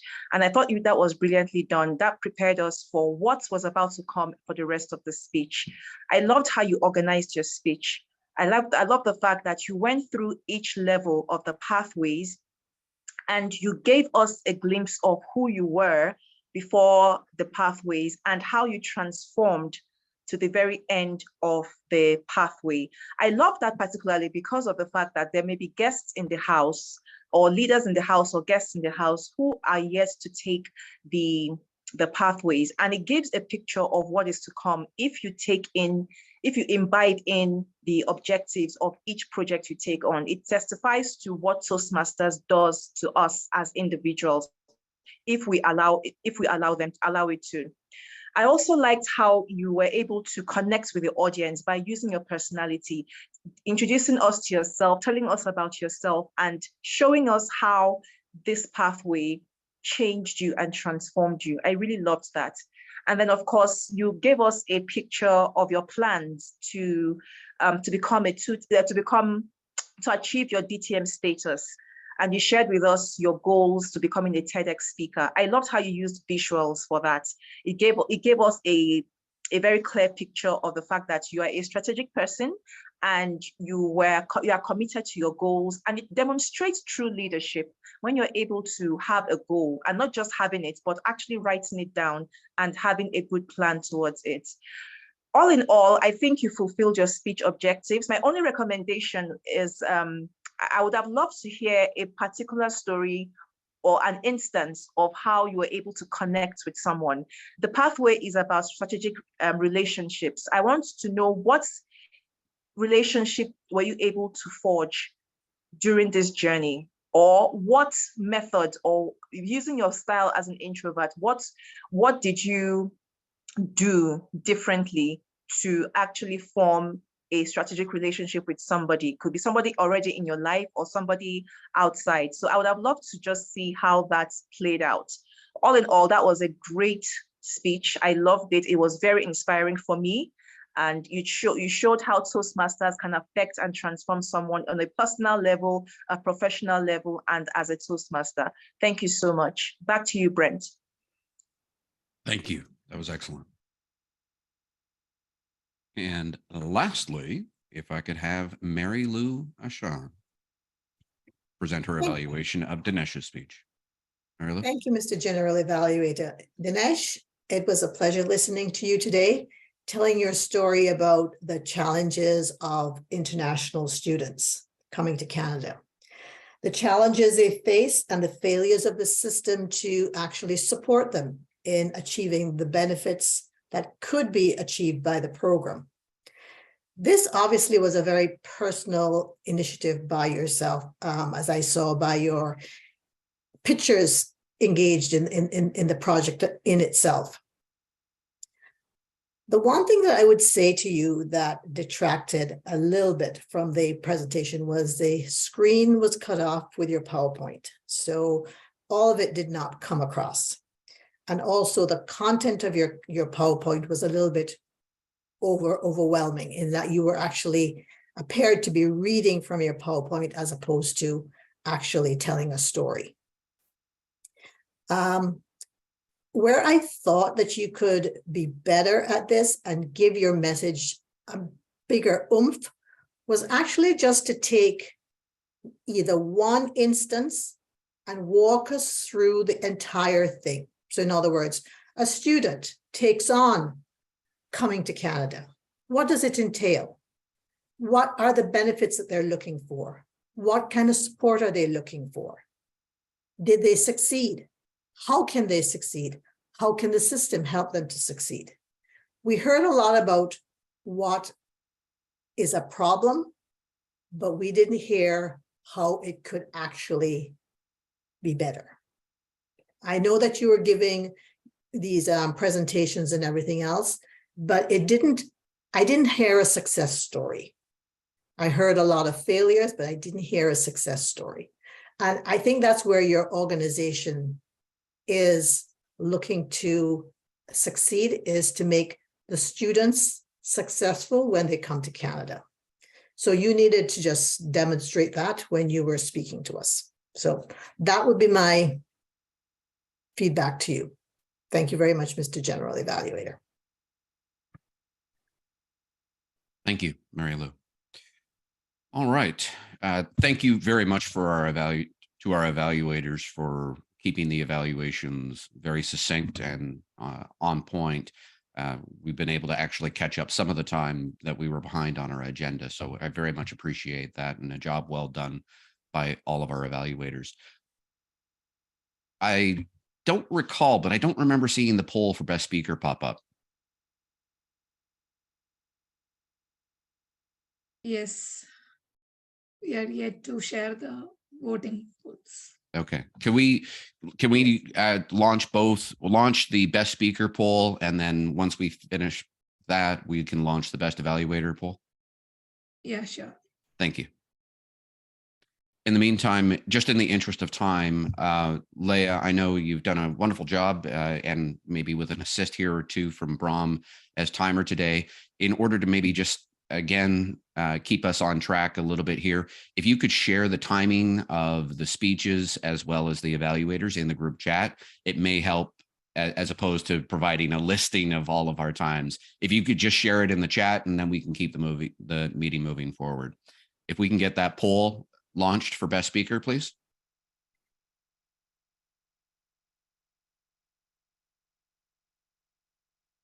All right, while we're waiting for our host to launch the poll, perhaps I could have our grammarian of the day provide a brief recap of his observations from today's meeting. Paramjit? Yeah. Thank you, Mr. General Evaluator. After listening for 2 hours very attentively, I could only find 4 of ours. Such a great leaders, such a good speakers, I couldn't find much of them.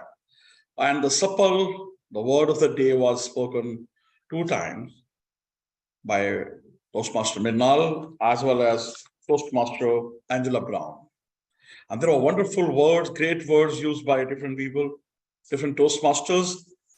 And one of them, 3 of them, which I like, one are from Toastmaster of the day, accentuated, candor, as well as, she said, wonderful shared alignment of the objectives. Another one from Toastmaster Mrinal. He has a wonderful quote, which we all listen but forget. Dream is, it is from Mr. Abdul Kalam Azad. Dream is not what you see in sleep, is a thing which doesn't let you sleep. It's a wonderful from him. And then Toastmaster Kenneth Kajjora, he has said wonderful word. I like that future is full of opportunity. And the best quote by Jeff Phelps, it is better to wear many hats than have many heads. Willingness to confront risk. Experiential learning, learning by doing. Of course, Toastmaster Angela Brown gave a number of good words, used a number of good words about giving the characteristics of a good leader: resilient, dependable, and I always bounce back. And Martin Luther King's wonderful quote, I am what I am because of who we all are. And then we have Marianna Burka, Toastmaster Marianna Burka. She named the Toastmaster at Toastmaster University. I really like that. And had a wonderful word of showcase and practice. And from Toastmaster Dinesh, we had a wonderful word. Win-win situation. All that glitters is not gold. Land of opportunity. If you can dream it, you can achieve it. Hope for the future. Of course, there are few words and there are few grammatical things which can be improved upon, particularly Toastmaster Mrinal Kanti Ghosh. He said, share on behalf of me, actually share on my behalf. What is going on, it should have been used by what is going on in your head. And he used two filler words a lot of times. I think and thing is that. Toastmaster Raam Lakhanpal, DTM Raam Lakhanpal. I could not kill a single geese. It's a single goose. It should be used over there. And Toastmaster Marianna Burka, she said, not as an educational nutritionist. The best word would have been trained nutritionist. And I talked about. So all these words, and which I listened carefully, attentively, and I really find that there's a lot of new words I learned, as well as all of us have learned. Over to you, Mr. General Evaluator. Thank you, Paramjit. And I must say, if somebody can't comment on this, the quality of that mustache that you have, sir, is ridiculously fantastic. Just beautiful. I love it. That is awesome. I am going to keep my general evaluation of today's meeting also as brief as I can. What I would like to start with is some very quick feedback for our evaluators. First off, if you saw the results of the poll, just as a quick recap, our speaker for best effort speaker of the day, Kenneth, by a very slight margin, was able to nudge out and win as best effort speaker for the day. So just a quick acknowledgement and congratulations to your very well prepared speech, Kenneth. Thank you very, very much. Congratulations. And for our best effort evaluators of the day, based on my own evaluation of our evaluators, I'd actually agree with it. We had a three-way tie for best effort evaluation for the day. Lokesh, Rozy, and Kajjora for a three-way tie for best effort evaluation today. So congratulations to our three evaluators who tied for best effort evaluation today. Congratulations, folks.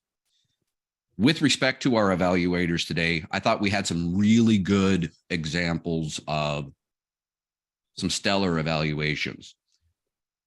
If I was to provide a little bit of quick feedback for our evaluators today, first off, Mohammed, I thought that you had a lot of useful insights in your points to improve. However, they were lost in potentially too much of a in-depth recap of the speech. I would always recommend to our evaluators, stay focused on your points that you really wanted to give acknowledgement for a job well done, and focus on the points of opportunities for improvement or challenges, referencing to examples within the speech, but avoiding a recap. But again, the insightfulness of the feedback was excellent, but let's drill down on the points.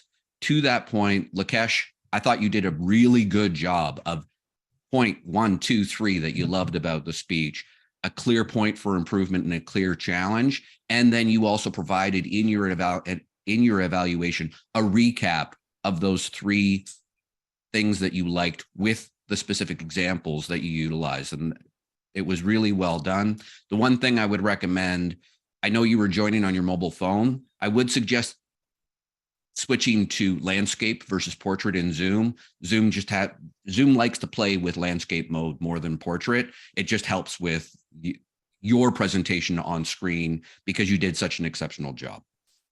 Rozy, All your points were clear. You were super positive. You've got that brilliant smile while you're giving your evaluation, which makes it all the more easy to listen to any part of the evaluation, whether it's critique or whether it's compliment. And you do that brilliantly. The one thing I always am going to challenge you to figure, how can you deliver that evaluation without having to reference over to your notes? There is that little bit of a break in our attention to the really insightful things that you have to contribute. Ashwini, your points were on point. I thought that the advice that you were providing was correct. The pacing made it a little hard. Slow the roll a little bit would make it a little easier for the content of your evaluation to be understood by the person you're evaluating.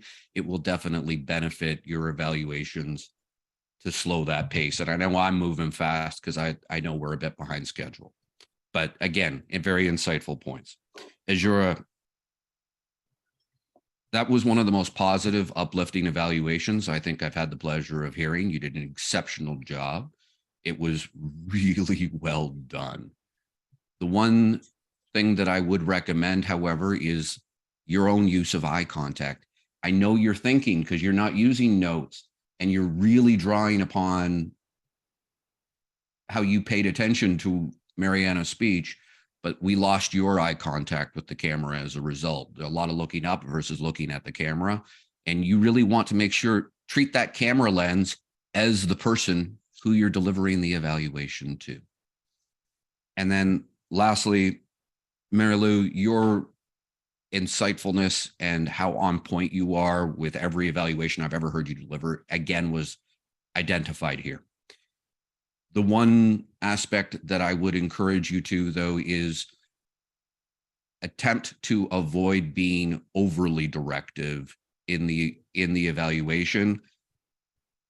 I would suggest avoiding phrases like "you needed to," as opposed to making them more suggestive, just in your encouragement, because I know that's what you're doing.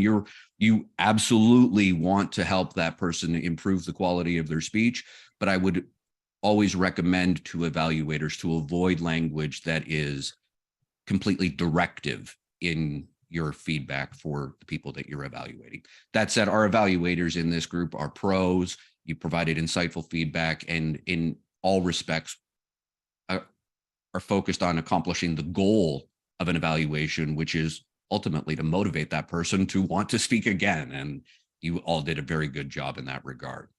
The one critique I'd have for our meeting as a whole, this is a well-run meeting with a tight packed agenda. We had a little bit of a technical glitch during a presentation that set us back a little bit. The one thing from an adaptive leadership standpoint I want to illustrate, Aswathy was a fantastic example of an adaptive leader by offering the opportunity to share the presentation for the person.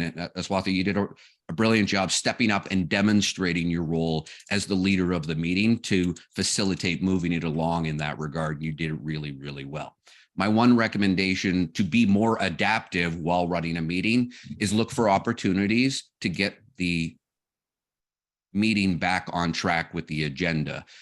As a suggestion, I know you had those wonderful principles of adaptive leadership that you wanted to input at points within the meeting in between speakers, and they were fantastic. But we could have saved a little bit of time and maybe found an alternative way to deliver that, either through chat or as a post-meeting summary communication, something to make it more adaptive to getting the meeting back on track. On that note, to try to close out relatively on time, I'd like to pass the meeting back to you. Thank you, everyone. And Aswathy, great job today as our Toastmaster of the day. Thank you so much, the General Evaluator, Brent, for that detailed evaluation. Thank you to your team. And now, without further ado, let me hand it over to the President of our club, distinguished Toastmaster, Raam. Thank you.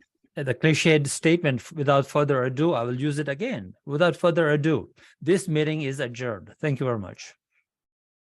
However, without further much ado, again, no cliches. Now you understand what I mean by that, right? It's a cliched statement. First of all, ladies and gentlemen, Toastmasters,